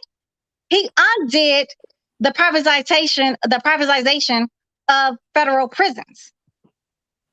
And that's, you know who undid that? Trump. You know who also killed black men while he was in office? Trump. The first president, I think in like 105 years or 70 years, one of the two, to execute people while he was a president. No other president has ever done that. Trump did that. And what is he? A motherfucking Republican. Thank you. You know what Trump also did for the New York 6? He put out in the damn newspaper to have them murdered, to have them executed. That's what he did. Okay, what about welfare, man? That's what I'm asking you about. We talking about welfare was created for poor whites and Jews. And again, black women are not the number one recipients of fucking welfare or goddamn Section 8. That is false. You know how many older people are actually on Section 8? It's way more elderly people on Section 8 than there are younger people. Yes, I know the hood chicks or whatever. That's just a fraction. Okay. No, there's a lot more elder people on Section 8. You can look it up. Okay. You do know it's way more white people in America than it is black folks. Yes, I do know that. Yes, I do know that. So inherently, you're going to get more white people on welfare. I'm not saying that. I'm not, and what I'm saying through this is what I'm trying to get you to understand though. They fucked up too. But I'm saying as far as the black community goes, the men are not held in high regard. Even the dope fiend, even the meth head woman and man, the woman still reveres her dope fiend ass man. A motherfucker could go to work every day, work his ass off, come home, and a woman was still cussing the fuck out because he didn't take the trash out. That's all I'm saying to you. What that got to do with black people though? That could be in every other race. Like that don't mean it's just black people. We're not talking about every other race right now. We're talking about our race. We're talking about me, you, Fred, and the professor. That's what we're talking about right now. And we're talking about how they fucked it off. Because I'm gonna tell you the truth. Before black people had something, we ain't have nothing but each other. You feel what I'm saying? And once the government started handing us shit, that's when we said, you know what, man, fuck each other. That's what really happened. You know what I'm saying? When niggas was able to get the little booklets with the different colors and shit. You know what I'm saying? That's when it started fucking up. But when we couldn't rely on the government to help us, we had to help each other. So that's what happened. You know what I'm saying? That was the beginning of the end. So all I'm saying is this: we got to get back into position. And I think black men and black women, we're doing a better job of it now, but we still out of fucking control. You know what I'm saying? At the end of the day, we are still out of control. You know what I'm saying? We, as a whole, we need to get our shit together. And that's the problem. But welfare in Section 8 was a big problem in those days. Disagree. I'm gonna tell you why. We gotta A let, lot of college students get we gotta let the professor food stamps. respond. We gotta A let lot of college students get food stamps because you know why? College is so expensive for people to afford. And a lot of college students cannot afford to pay for rent, tuition, and so forth. So they get so-called welfare and food stamps or whatever. And that's true. And some of them do get Section 8 while they're in college because they need to be able to pay for their tuition. So, I mean, if we totally X out welfare, then what are we doing? Are we really helping? But you know what? Let's X out welfare just for the poor people, right? But let's keep it for the rich people, the corporations, because that's who's really eating off of damn welfare. This is what I think should happen though. I think welfare. For me, this is how I feel because I get my ass up every fucking day and I work my ass off to provide for my family, right? If I'm doing all of that shit, if I'm working my ass off, I'm 2-3 jobs and it's still ain't enough for rent in California. I'm busting my ass and it still ain't enough for rent in California. Me and my wife should be able to get welfare in Section 8. It should be reserved for niggas like me that work my ass off. I should be able to get some fucking assistance with this shit here. But no, it ain't for the nigga that's busting their ass. It's for the nigga sitting on their ass. I lived in Oakland my whole life. I've seen it and I've been around it. My grandpa worked his ass off and never got shit per year. A motherfucker right now. My cousin, his baby mama, I'm talking about the motherfucking worst. I mean, they got more kids than me, and I got hella kids. You feel what I'm saying? And all she do is sit on her funky ass and collect money from the government. That's all I'm saying to you, man. That's all I'm saying. But go ahead. Go ahead, Professor. Professor, we gotta let the professor sound off. Go ahead. Professor? I guess he don't know his nickname. Right, Little raspy. Little raspy. You like that one better? Backwards, if you don't mind. Jean Lejeune said I really like boxing. Well, sometimes we get boxing. Most nights we get boxing. Tonight we getting politics. Go ahead. Go ahead, little raspy. You like that name better, huh? All right, well, I'm going backwards. Just to let you know, Biden, when he was in office, he cut the funding that Trump provided for the long-term funding for the HBCUs, was $250 million per year for 10 to 15 years. One of the part of Biden did, as within his first 100 days of office, was cut that funding almost down to a quarter of it. That's first, directly a slight to black people. I didn't hear nothing he said. Is he whispering? To Trump and Professor. He's we gotta whispering. drink some water real quick, man. We can't barely hear you, bro. You got to speak up. You got to be louder. Damn, he hung up. Damn, why'd he hang up? I didn't He want gotta him get to some hang water up. though, bro. He gotta get some hogs. He was fighting some bullshit, probably. That's probably why he hung up, because he knew he was fighting some damn bullshit. He was probably fighting some damn Fox News bullshit. I mean, he gotta get some hogs. Huh? Kyle, you wrong and I won. You're wrong and I won. You're welcome. Listen. We can all agree that we're out of position. That's what we can agree on. Yeah, we can all do out of position. We can. We are. That's all actually, Kyle, actually, hold on. For the niggas in the chat, Fred, I do want to be on welfare, nigga, so I can stop working all these fucking 16s. Shit. It's Israel. I did not hear shit he said. Honestly, did you hear anything that man said? And spend time with your family, right? Hey, I never saw it from that perspective, so I'm glad you brought that up, Kyle. And two, if y'all put y'all arguments together, it makes sense. I don't think y'all disagreed. I think y'all just talking. Y'all got different talking points. I do agree with that, Fred. Actually, I 100% do agree with that. Honestly, we do. Kyle is on a different spectrum of it, though. But he thinks to think like this is more of a hindrance to the Black community when in actuality, it isn't. I know my little brother was in college. He had to get food stamps because he could not afford tuition, rent, car note, and all the other stuff while he was going to school. So I think they only gave him like $90 a month in food stamps. You can't live off of, I mean, who can really eat off of that? You really can't. So, I mean, it is, you know, and I know like a lot of elderly people who get food stamps and stuff like that and have Section 8 or monetize, you know, housing or whatever you want to call it. So we're talking about the bums right now, though. We're not talking, we ain't talking about college students and older folks. We're talking about the bums. You know what I'm saying? We're talking about Jewish communities in New Jersey that they was all making like 60K or above. I think it might have been even more than that. It was like a whole community of those motherfuckers that was getting all that damn welfare. All of them was white. And look at every time they show people who's like scamming the welfare system, usually all the faces be white. They don't look like us. But you know what? That's the whole image they want to portray though. Every time it's a white problem, they paint it with a black face. Same thing with COVID. So many of us are so-called dying of COVID.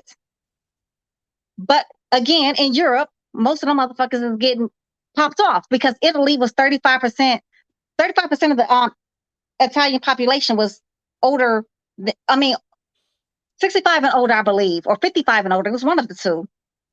And that's why they were getting popped off. I'm just saying. And Fred, you just like to start shit. You're the goddamn shit stirrer. That's what you is. Who, me? Yeah, you.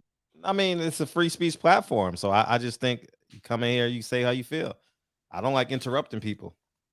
You're a goddamn shit stirrer is what you is. Yeah. Like you always talking shit on your damn videos.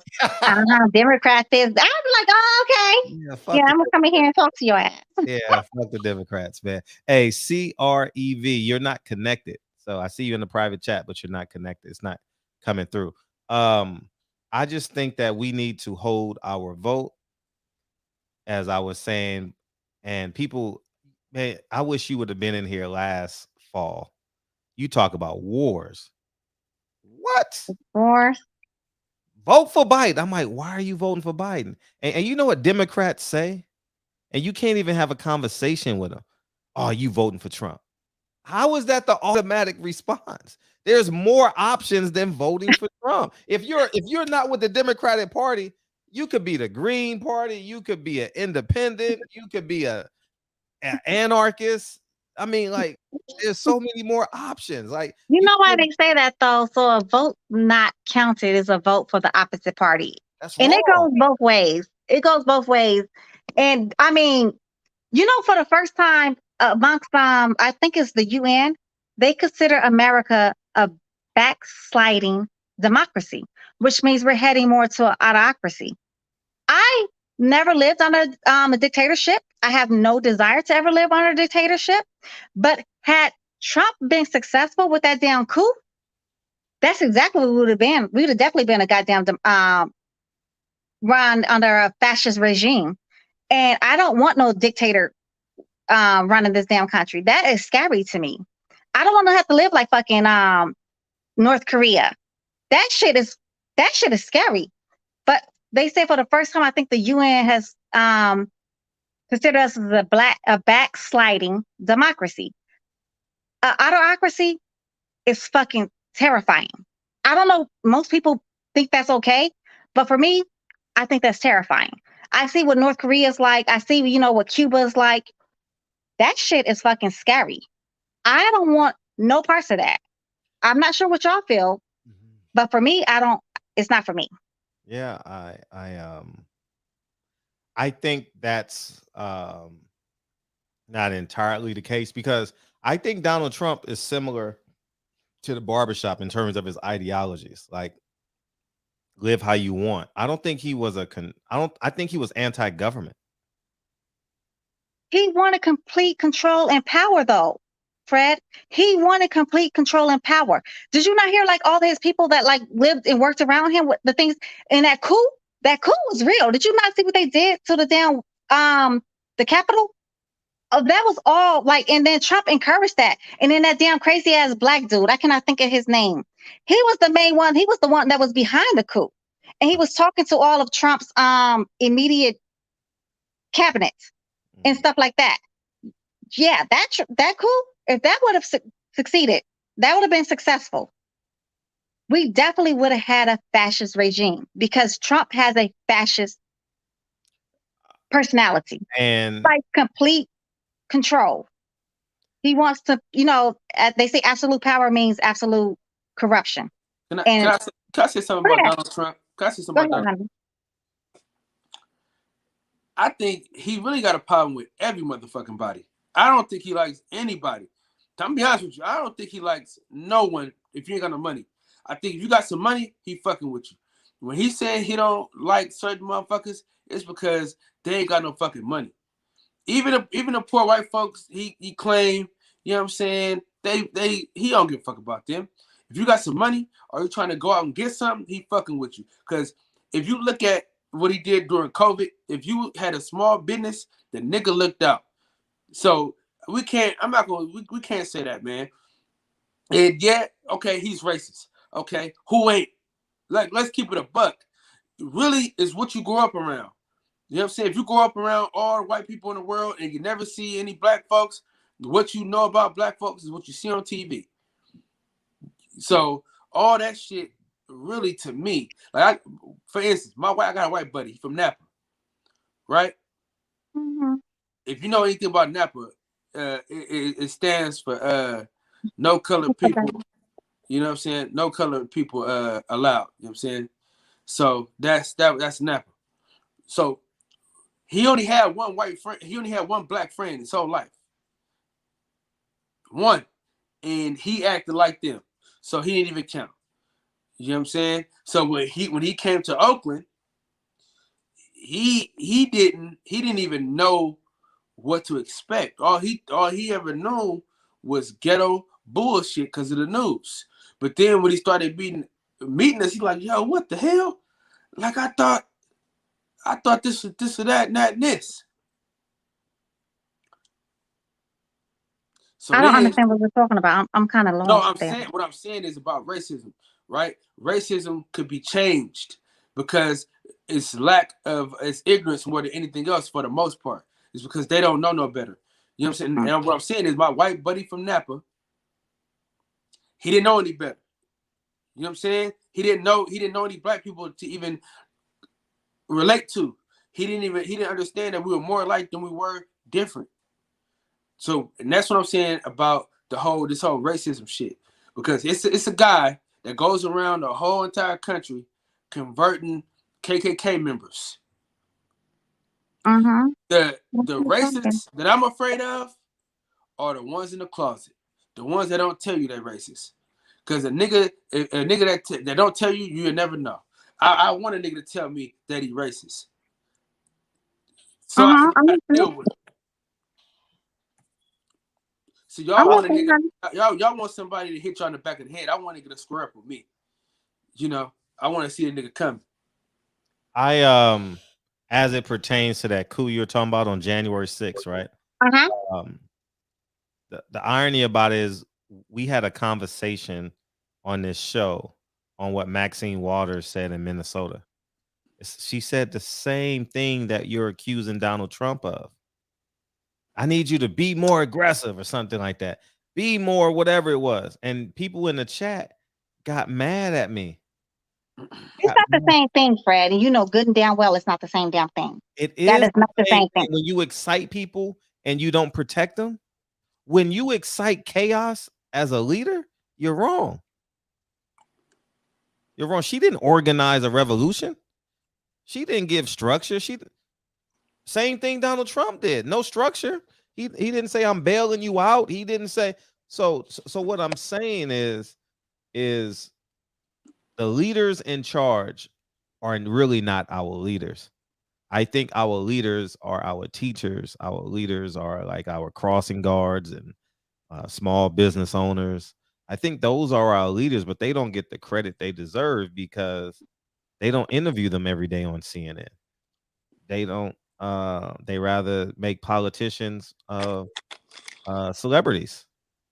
See, that's the thing. I don't follow CNN or MSNBC or any of those mainstream news media outlets. I don't follow any of those bullshits because I know it's a bunch of bullshit, and it's all cycled the same way. But you know, it's just worded differently in each one of those so-called, news outlets. A lot of times it's not even news, it's just propaganda.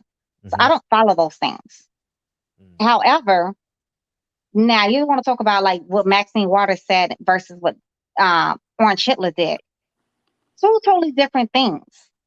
Well, I mean, after they was already like inside the Capitol, go home and then he said something about like this is what happens when you don't stand up for whatever bullshit he was talking about, the so-called stolen election or whatever. Like Rob was like really like he really was trying to take back the White House because he did not want to leave the White House. That man really wanted absolute power. He always like sided with all the dictators. He thought Kim Jong-un, what the fuck his name is, Young, was fantastic. He thought that was a great leader. He loved Putin. He just thinks Putin is like the best thing since sliced bread. He likes that damn Filipino president, Duarte, what the fuck his name is, who's killing all people who's drug addicts and shit. He likes that kind of shit. He likes complete like control. That shit is scary. He's like a cult. His followers are fucking cult members, in my opinion. They act like complete cult members. Everything this man says, they say like, oh, this is absolute. This man makes up lies on the fly. He would say one thing in one sentence, and then in the second sentence he says it'd be the complete opposite of what he just said. And you can actually have it on tape, on video of him saying the exact same thing, like watching it live. Can I tell you something, Ms. Black? Go ahead. They're all the same. They're all the same. All of them. I don't give a damn who they are. You get Bernie Sanders, Colonel Sanders, Joe Biden. Bernie. Joe Biden, Clinton, don't matter. Once they get that power and they get that money and they can say and do some different shit, they gonna do it. Look at Obama. Obama wasn't worth shit to the black community. I mean, he wasn't worth a good goddamn. Kyle, for the most part, Obama did not, do the best things ever. Hold on, but now, let me finish. Okay. But what he could do on a federal level, don't give me no symbols. I don't want any symbols. Don't bring symbols to me. I don't want to. What do you mean symbols? What do you mean symbols? Oh, he was black and he gave us. No. I was not going to say that. Okay, go ahead. He did not do enough. I can agree with that. He did not. But then again, the president is usually just a talking head. You have three bodies of government, right? So he's just the talking head. But what he could do on executive level is what he did do, which means he deprivatized federal prisons. He also decriminalized, I think it was weed charges. And then what else did he do? He made sure he did not make a distinction between crack and coke. And then he released, I cannot remember, it was 430. It was somewhere in the 400 number, all those prisoners that was in prison for non-violent drug offenses, only on a federal level. He could only do it on the federal level because he could not get the Congress and the Senate to vote on what he wanted to do. And then just like he tried to get rid of Guantanamo Bay, but again, he did not have the votes. So what he could do on a federal level, he did. But did he go far enough? I can agree with you. No, he did not. But again, you have three bodies of government. Okay. He could only do what he can do with executive power. Okay, is that not right? Can we agree on that? Lightweight. But I'll say this though. Say what you want about Donald Trump. But he empowered some niggas to feel like they could do some shit. Who? The niggas that stormed the Capitol. He gave them enough courage to storm that motherfucking Capitol. Hold on, Okay? He gave them enough. He got behind them enough and was like, yeah, do that shit. Obama didn't do that for black folks. He just showed up, played some basketball. You know what I mean? Yeah, he had a nice little jumper. He brought some rappers to the White House so they can dance and sing and have a good time. But he didn't come out and say, hey, I'm a black man in America. This shit fucked up, and I'm going to do whatever I can to help us out. He didn't do that. He didn't say nothing like that. Was he the president for just Black America? Or was he the president for America? Here they go with that shit. When you was he the president for just Black America? Was he the president for America? I knew you were gonna say that. You know how I knew you were gonna say? I knew you were gonna say that because everybody says the same dumb shit. Because it's ridiculous. Your analogy is ridiculous. Let's bring Donald Trump back up again. Because wasn't he the president for the whole United States? But and you know what? The whole United. This is what I'm saying. People talk about Donald Trump. They say, "Oh, they never say he was the president of the whole entire United States." Only time we say that shit is when it's Obama. It's always convenient for Obama to be the president of the whole United States. But when Donald Trump is the when he in charge, we don't say that. We just say he racist. See, we got to make this shit make sense. All I'm saying is this, man. Obama could have I'll give you that. I'll give you that. I'm gonna give you that. Black man. But, you're born black. I'll give you that. Okay. But let me ask you a question. Now, this man would have came out and said, "Okay, Black folks, I got y'all." How long? I mean, what do you think would happen with his presidency? What do you think would happen with his presidency? See. I'm asking you a question. If you're going to talk about it, because I said I'm going to give you that. You got to answer my question too. We don't know. You know why we don't know? Because the nigga didn't do it. So we don't know. We don't. If he'd have done it, we would have seen what would have happened. You know what I'm saying? Listen. Okay. Listen. Let's be realistic. We don't know what the fuck happened with his damn presidency. We don't know. It was some bullshit. That's all I'm saying. Hey, he didn't even bring up the 40 acres and a mule. Again, that requires.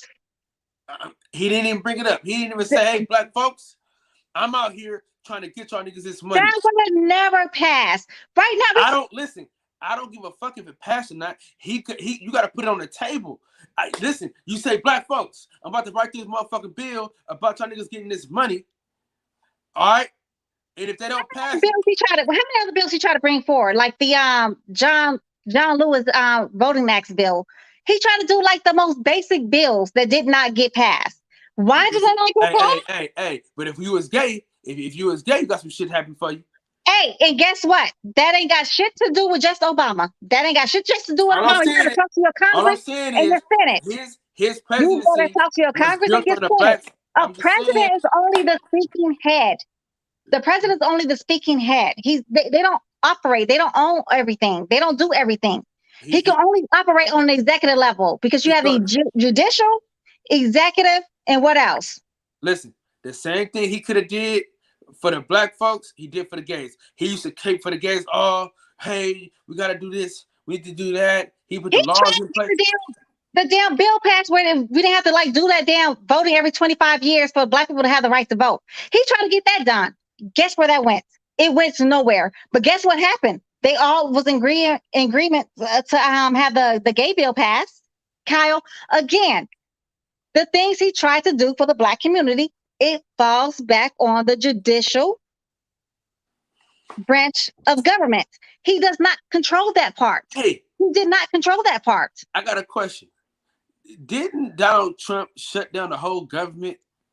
Because can shut down the government. The government got shut down under Obama too. It did.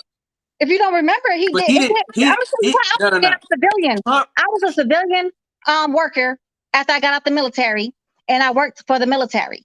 So I was a civilian worker. We were furloughed, so I had to pick one day off a week where I didn't get paid, and I couldn't come to work. And we did that shit for like 6 weeks. Yes, and that was the government was shut down. And that was Congress gridlocking on the money, by the way. Thank you. That has nothing to do with Obama. You have to think about the president is only a speaking head. They can only do so much. Executive power is the only thing he can control. Who makes the laws, Kyle? Thank you. Donald Trump Who makes the laws, Kyle? Thank you, 817. That's all I'm trying to say. You said what? 817? I said, who makes the laws, Kyle? Who makes the laws, Kyle? Help us out. Help us out. Who makes the laws, Kyle? I'm asking you. You can't answer the question with a question now. No, because you missed run circles around niggas. So I ain't running circles. I just asked you a simple question, Kyle. I just asked you, what branch of government makes the laws, Kyle?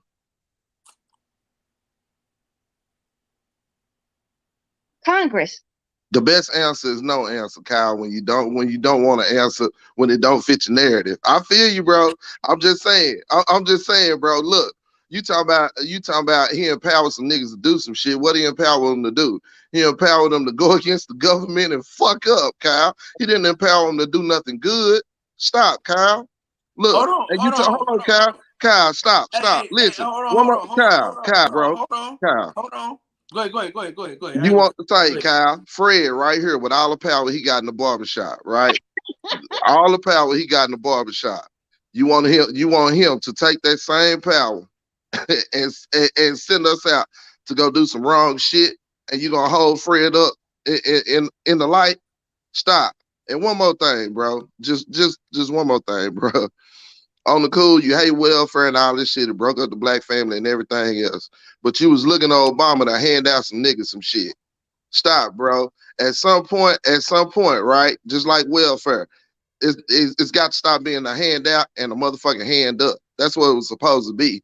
Now, if I'm not mistaken, Fred talked about being broke, right? And Fred ate beans and shit and slept in his car and shit. And the story goes, he saved his check, right, to buy a property. Am I right, Fred? Yeah, that's it. Yeah. Okay. So Fred took the hand out and used it for a hand up. That's another reason why I motherfucking respect Fred. Now, we may not agree politically on all the motherfucking views, but Fred took his hand out and used it for a hand up. He sacrificed. You know what I'm saying? As a black man, he motherfucking sacrificed. He took the hand out, used his brain, and made a way. I would think if there was any handout that was given, i.e. welfare or whatever that we use, we find a way to do that as black men rather than take the easy way out. And I understand that society provided easy outs or temptative ways for black men to escape into that rather than doing what he did, eat beans, save his checks, and find to figure out a way. That's just me. I'm backing out and I'm getting back in the chat. I want to see what y'all got to say. Destiny. Yes, sir. Much respect to you. Thank you, baby. Say, man, I can't even. Earl, yeah. He coming back. He starts sparring next week. Yeah, that shit good. You know what I'm saying? 2-hour Earl back. What you gonna do with Destiny? I'm happy with Earl coming back, honestly, and I'm glad the doctors released him so he could start training. Right. Earl's a good dude. Yeah, man. Very annoyed with him at first, but I respect Earl. Hey, 817, before your ass think you finna just get up and go. You know what I mean? Fuck that. Let me have my way with you real quick before you just think you finna just. You know I was coming. I wasn't trying to monopolize the barbershop. You know I'm coming to the boxing section, but go ahead, bro. Well, I'm gonna tell you like this: before you go, Obama still ain't shit. He ain't done shit. I never said he was shit. Listen, hold on. Now listen, what I said about the welfare. See, you missed a lot of what I was saying though. Okay, I heard you. Listen. What I'm saying about the money for what I'm saying, I just want the nigga to even just bring it up. The motherfucker didn't even bring it up. You know what I'm saying? Bro, even with him bringing it up, Kyle, even with him bringing it up, just like the young lady told you, I can bring it up. I don't give a shit if it's gonna get passed or not. Kyle. You ain't hear what I'm saying though. Yes, I did. I don't give a fuck if it got passed or not. That's what I said. I don't care if it got passed or not. I want him to bring it to the forefront to say, nigga, this is what I'm trying to do right now for you niggas. Kyle, I don't give a fuck if it got passed or not. Kyle, he didn't get on the mic, Kyle. He did not get on the mic and said, this is what I'm trying to do for you niggas. Now, what he did was he got together with his people and they presented bills to present to Congress and the House to try to get passed on people's behalf. And Kyle, he can't make them motherfucking pass it. But guess what? That dude that you talking about and pumping up, if he'd have got in office a second time, it'd have been like that a few years later. But guess what? If it wasn't on his agenda, what the fuck he liked, he would shut it down no matter what you wanted. And that's what she's telling you. If you want to live a place, say, you like the barbershop, right? You like the boxing section, right? You like this shit, right? Let Trump be in office. This shit'll get shut down if you in here talking about some shit that he don't like. Motherfucker, they would take He would take trying your to do liberties shit. away. Go look at the people across seas that's living under the same shit. They barely got internet access and they can't see half the shit that talk about what's going on over here. So, bro, stop, bro. On the cool, stop. He cut some niggas some checks and put his name on it. He let niggas hit some $30 licks so the government could come back and get them. The motherfucker told me, look, bro, niggas told me in the hood I could sign up for that shit, but I was gonna be on a list. Motherfuckers in the hood knew other people that got the goddamn check. You can't tell me that ain't a setup. You know how many people was getting licks hit on their ass because they was on the list that they knew that they had got them fake ass loans on? People right now people in the hood, bro, are trying to figure out ways to get around that fucked up paperwork they put in to get that money. So while you talking about Trump gave him a hand up, it wasn't nothing but a setup. Nothing but a motherfucking setup, bro. How many black people went to jail behind that dumbass PPP loans and all that goofy shit? How many people got caught up with that goofy shit? So many. First of all, ain't taking my conversation out of context too, brother. You mixing it up because I didn't say nothing about him. I didn't say nothing about him giving black folks that money. I said he helped business owners, nigga. Them niggas, bro, the business owners, black business owners though. Thank you. And who did they cut the money to, fool? They didn't cut the money to you. They cut the money to his people, fool. It definitely is. That's all facts. You can look that up now, Kyle. Go look that up. How many black people got that damn business loan? It was not the black community. It was not black business owners. Hey, I know a few black businesses that got that paper. You know a few. That's you personally, but we're talking about the whole country. We're not talking about the 5, 10 people you know. We're talking about the whole country. Look those numbers up, Kyle, before you come, honey. Look those numbers up. All I'm saying is this: Obama still ain't shit. Y'all can defend a nigga all you want. He still ain't shit. We're not saying Obama was shit, though. We're not saying that. All we're saying is Trump is 1,000 times worse than Obama could have ever been. That nigga was trying to make this shit a goddamn fascist regime. He was trying to be Hitler for real. And if you like that shit, then by all means, go move to North Korea. Joe Biden doing the same shit. He just quiet. Oh my God, Biden is not. he doing the same shit. No, he is not. Listen, now the bill collector can hit you on Instagram and say, "Where my money?" That became under Trump. That had nothing to do with Biden. That was a bill that Trump passed. You better look at where the bills come from. Biden has only been in office not even for a full year yet. That bill was passed under Trump, honey. That has nothing to do with Biden. Hey, the young ladies of the world are feeling the effects of Trump stuffing the Supreme Court with those justices. One who was accused of motherfucking rape, okay, in front of the world, and they still pushed him on the Supreme Court. And now they finna take, and now a bunch of old white men with wrinkle up dicks sitting in a room finna tell women what to do with their bodies. And he stuffed the Supreme Court to do it. Because they wouldn't let Obama pick his Supreme Court justice his last 2 years while he was in office. They wouldn't let him do it. The Republicans blocked that. So we have a whole bunch of damn Republican justices. And when he was trying to put the justice on, what was they saying? Oh, he just trying to make an imbalance in the court. And what did Trump turn right around and do? See, that's why Fred hate Democrats, because they don't never play offense. They play defense. Right. They allow themselves to get slapped in the forehead. You feel what I'm saying? Don't even play good defense at that. Don't even play good defense Don't even play good defense at that. It's 6-3 in a down Supreme Court. It's 6 Republican Supreme justices versus 3 Democrats. Can I drop this back on y'all real quick, though? Who had the House when Obama got in office the first time or the second time? It was the Democrats, but let me finish that though. It was the Democrats, but no, let me finish. We did not have the 60. That's it. We did not have the 60 Anytime. So Kyle, if you get a right point, that's it. So wait a minute. She been sitting up here smashing your ass for an hour damn near, in 30 minutes. You got one thing for her to agree on. That's it.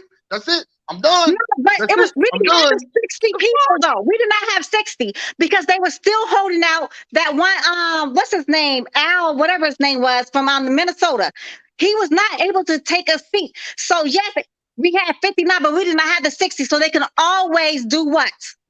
filibuster. So we did not have the necessary votes. They was always able to filibuster. We did What do not you have the think the complete issue? 60. What do you think the issue is now, Kyle? They pissed off because the motherfucker got the majority. Why you think they were so mad at Stacey Abrams still? Because they was the extra votes to them to get the majority, bro. Bruh, that's why they tried to change the voting laws now. Kyle, wake the fuck up, bro.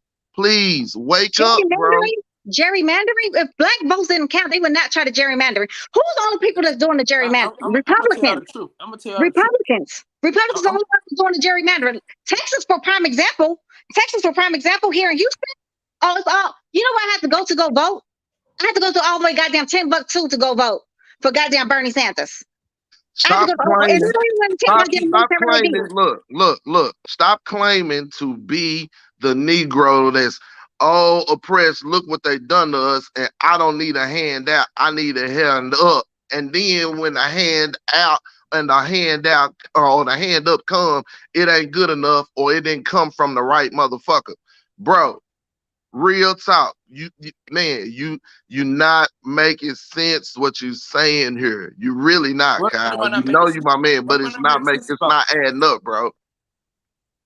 It's not adding up.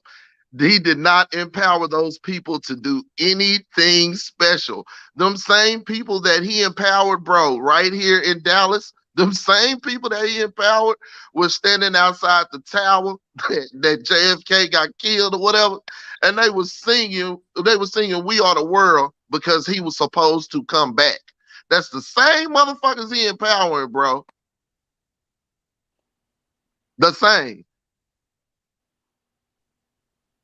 The ones that still think he the president. The same. We can all agree to disagree, Kyle. At the end of the day, you got your voting. I tell you that right now. He's better than Joe Biden's thinking ass. Look, this was scary, Destiny. This was scary, right? Mm-hmm. Right? I'm listening. Everybody has the power to vote. And they don't. Man, but but what I'm saying is that motherfucker that was in class with you, that when the teacher called him out to read the paragraph, everybody was like, fuck, you know what I'm saying? Because they know he was gonna fumble through that motherfucker. Him, you know, he got the right to vote. He can reproduce, have kids, he can get driver's license. He just as able as you in this society, man. That's the scary motherfucking part for me. Most people don't even know the three bodies of government. That's all facts. Most people do not know the three bodies of government. They don't. It's legislative, it's judicial, and executive. An executive branch is what the president has. Legislative is where Congress comes in. Judicial is where Senate comes in. And then executive is the final. That's who signs it, the president. And if the president does not like the bill, they can veto it, but it can go back and it can be overridden. If I think it's 70 votes, if they have 70 votes, then it can be overridden. That's what happened with one of Trump's bills he tried to do, and they override it. But and again, the reason it's like that, so one motherfucker don't run everything, Kyle. Yes, that's why they have that. It's supposed to be checks and balances. But what Trump was trying to do, you talking about what? Talking about like cutting off your microphone and stuff like that, taking away social media and all that, you know, dictating all that. That was Trump. Remember how mad he got when he was not able to go on the platform anymore, and they took away his Twitter, Facebook, and whatever else he had.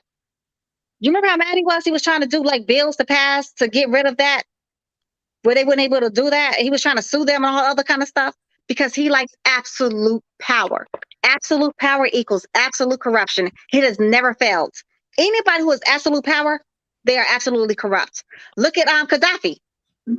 Look at Gaddafi. Look at what is his name from Cuba? I cannot think of the dictator there. What was his name? Castro. Look at Castro. He started off on a good he started off on a good note. Then he turned totally into a dictator. And he became absolutely corrupt. Yeah, he did some good things here and there, but that doesn't take away from the fact that he was a dictator. Just like, you know, John Wayne Gacy, who was a serial killer, did some good things here and there. Doesn't take away from the fact he was murdering motherfuckers. Hey, Kyle, at the end of the day, bro, at the end of the day, right, it was a sucky two choices that we had, right? But it was the lesser of two evils, right? maybe. Man, You know, don't give me that but dumb that bullshit. Kyle, sometimes two things can be true. And I say this, you know what I'm saying? And I'm gonna back out it. Like I say, I'm gonna say this, bro. It's going to take, you know what it's going to take?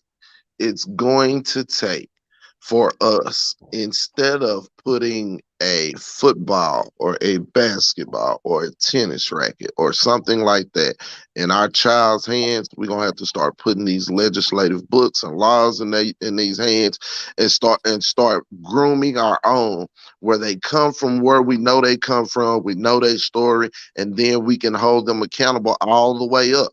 If that means a new party has to be created, one that only takes public funds solely, that we got a checks and balances system for, something like that, it's going to have to be something creative. You know, it may not come out of the same two-party system that we have, because we are in agreement that, you know, it is corrupt in different places on different sides because of money and human nature. We can all agree at least on that. So at the end of the day, Kyle, maybe the answer is fostering someone like that from a different party with different rules set up, and maybe that can bring about the change that you're looking for. Well, we got more than one party. They just don't ever get in. Right. That's because it's been divided between the two parties. And when they do try to vote a third party in, the closest we came to a third party becoming president was on Ross Perot in 1992. That was the closest we ever came. And he literally came very close to becoming a president. He was very close. And he was independent. And that was 1992. What is that, like 30 years ago almost? Wow, that is like 30 years ago. Yeah, some big ass years too. Okay, let me get Roland Curtis.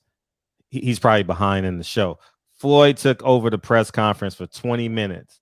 Mayweather said that he is still the face of boxing.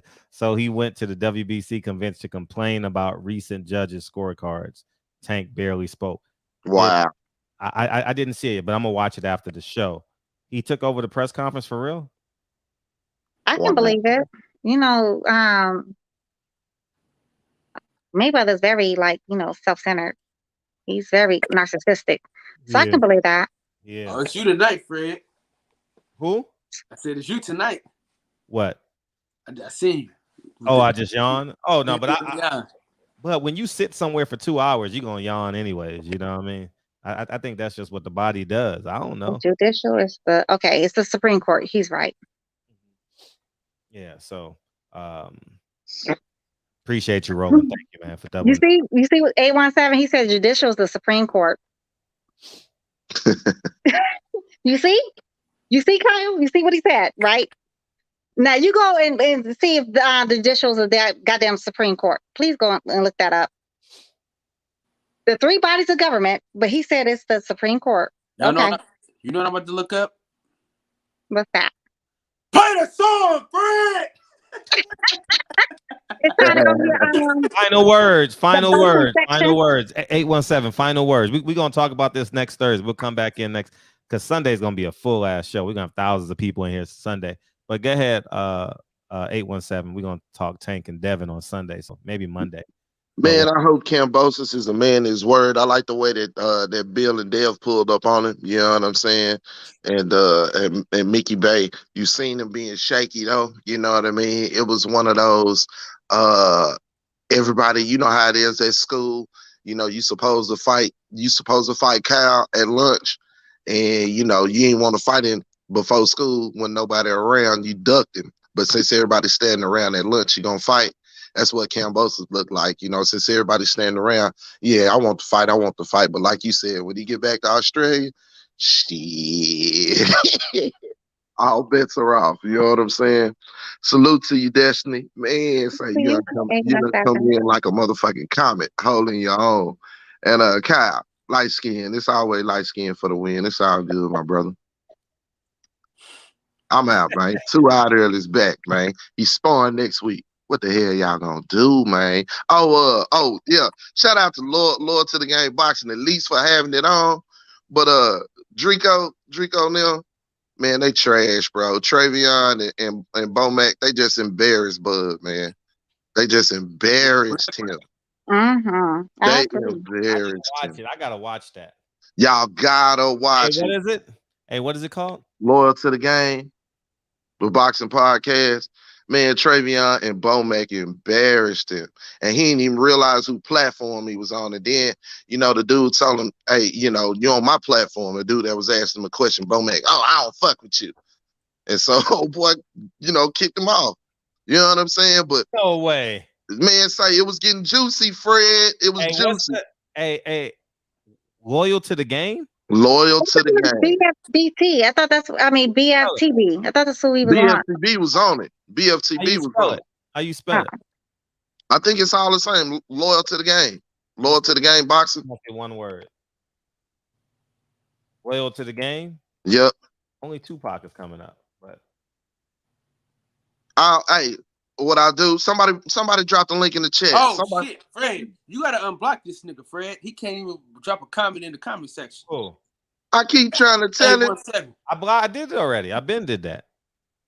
I thought I tried to pull something in the chat earlier. Hell. I unblocked you when you sent it. Okay. Well, yeah, bro. I'll drop the link, but real talk, they was in there talking, and then all of a sudden Travion popped in there, and Travion was popping that shit, but BFTB asked him flat out, say, man, when Bud was 140-pound undisputed champion, he could have fought anybody, right?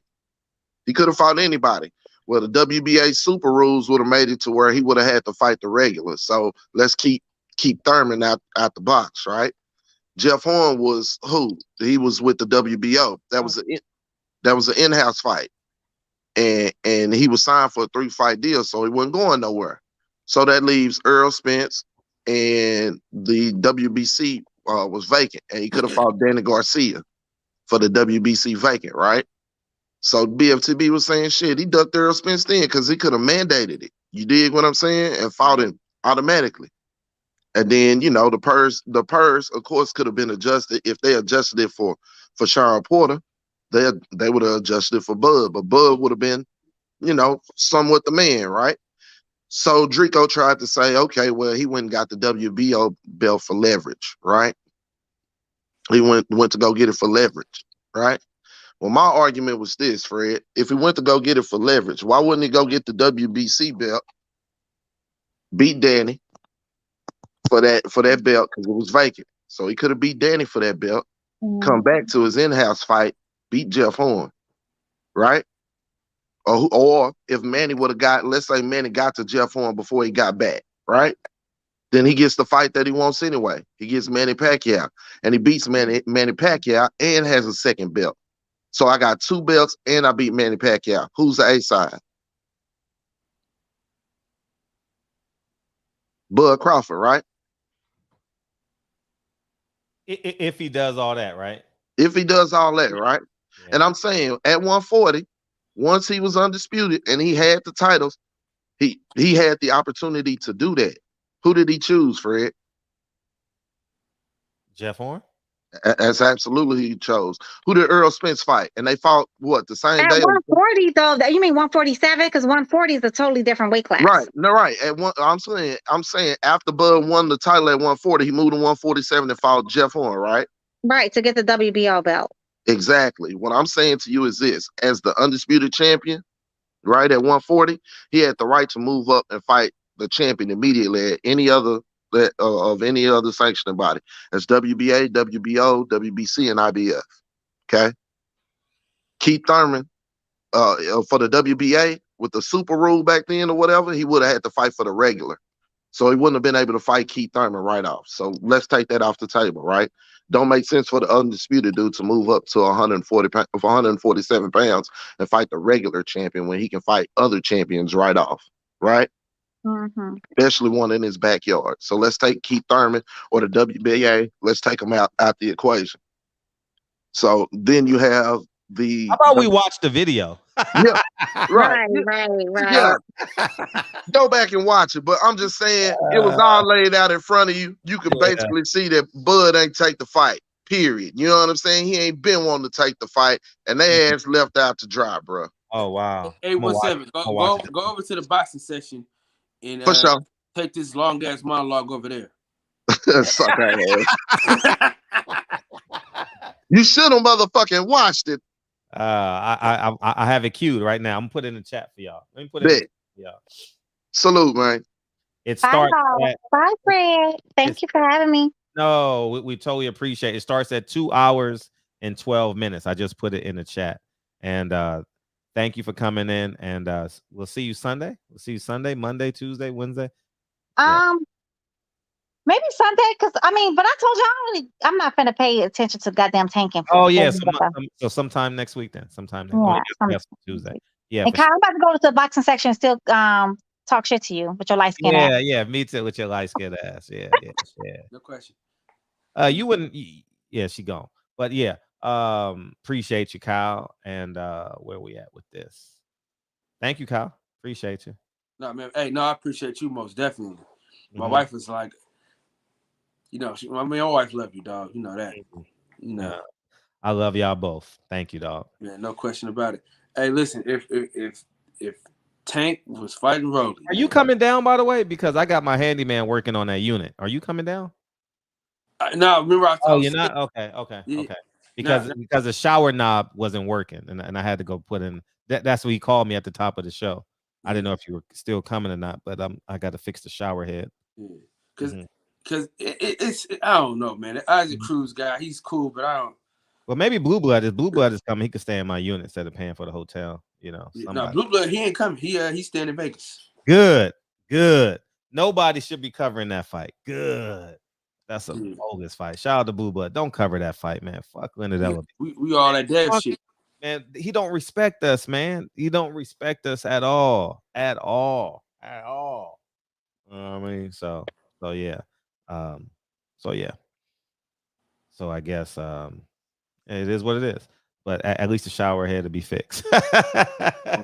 Most definitely. Me and wifey gonna come down there soon and very, very, very, very soon. Bro. We are going to see the King. Hallelujah. Hallelujah. I think Dev gonna put on the show, man. I think he's gonna put on the hell of Dev. Hey, shout out to Devin Haney, man. We're rooting for you. I'm rooting for you this weekend. I would have came, but I just got deflated with the WBC. Said that, but then you want Devin to respond in a way, but with grace. Yeah, but I'm not good. So I'll just sit in this office and do what I do, and that's it. So please don't sing again. Yeah, man. So in the words of the great philosopher, DB, play the song for me. Gotcha, man. The Messenger, David, Davis, Tupac, Nardi, Cool, Joe, Picasso, Joe, Birdman, D. Will, Solomon. What's up, big homie? Where you?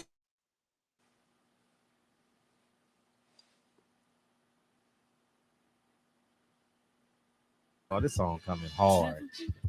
I'm sorry with my internet, guys. My internet been jumping, and I guess it's windy outside. It must be real windy. Birdman, Tupac, DJ 7, Wayne, Davis. Yeah, it was kind of chilling off tonight, so it may be. Birdman, Picasso, Issa Israel, Davis, Birdman, the Village Brother. Appreciate you being on first base tonight, man. Yeah, it was an entertaining show, man. Peoples Hernandez, Rich Bartley, man. Thank you, People Hernandez. Joe Garcia, man, what's up? Yeah, it was buffering like 4 or 5 times during the show. I think the wind is blowing outside, so sometimes it bees that way, At least it's not cutting off at 11. If you would have been here from day one, the show cut off at 11 every night. Every night. Hey, listen. That shit just freeze up and then be over. All right, we only got 1 minute, y'all. We only got 1 minute.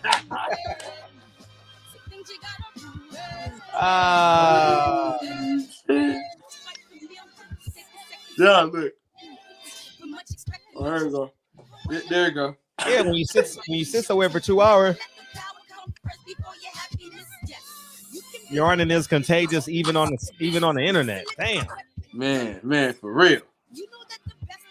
All right, Fred, I'm gonna head over to the boxing section, man. All right, man. Love y'all, man. Appreciate you. Thank you. You ain't doing shit, man. Eat your pistachios over there. Yeah. I'll be listening. Yeah, man. Yeah, it's a big weekend in LA, man. It's a busy weekend. It's a lot going on out here. Oh, because the game Saturday, right? What game? Not the Lakers or the Clippers? Tomorrow, Friday, Lakers and the Clippers. It's my personal statement. Young game like I'm basic. Rob G. Phil. Make sure we go over to the boxing section, man. Let me give it the link in there. No question about it, man. All right, big friend, I'll holler at you in a minute. Appreciate you.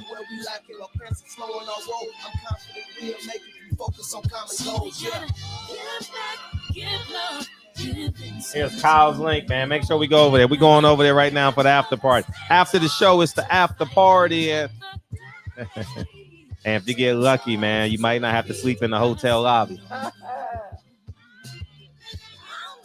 Last time, y'all. Love y'all, man. Thank y'all. Sunday gonna be a lit ass show. We coming off of Tank Davis and Devin Haney. Oh man, it's gonna Sunday gonna be a fun show. You like JoJo? You like JoJo? I like JoJo and Devin fight. I do. Yeah. Love y'all, man. I appreciate y'all supporting the show the past couple of weeks.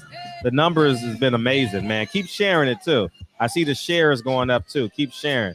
Thank you, man. Tell a friend. Hey, tell your friends, hey, you got to come check out my show. It's y'all show, man. Come check it out, man. Appreciate y'all, man. I genuinely love y'all, man. See y'all Sunday night, 9 p.m. And don't forget, make sure you go early. Ammo Williams is fighting, and it should be a good fight with Ammo. I'll let y'all, man.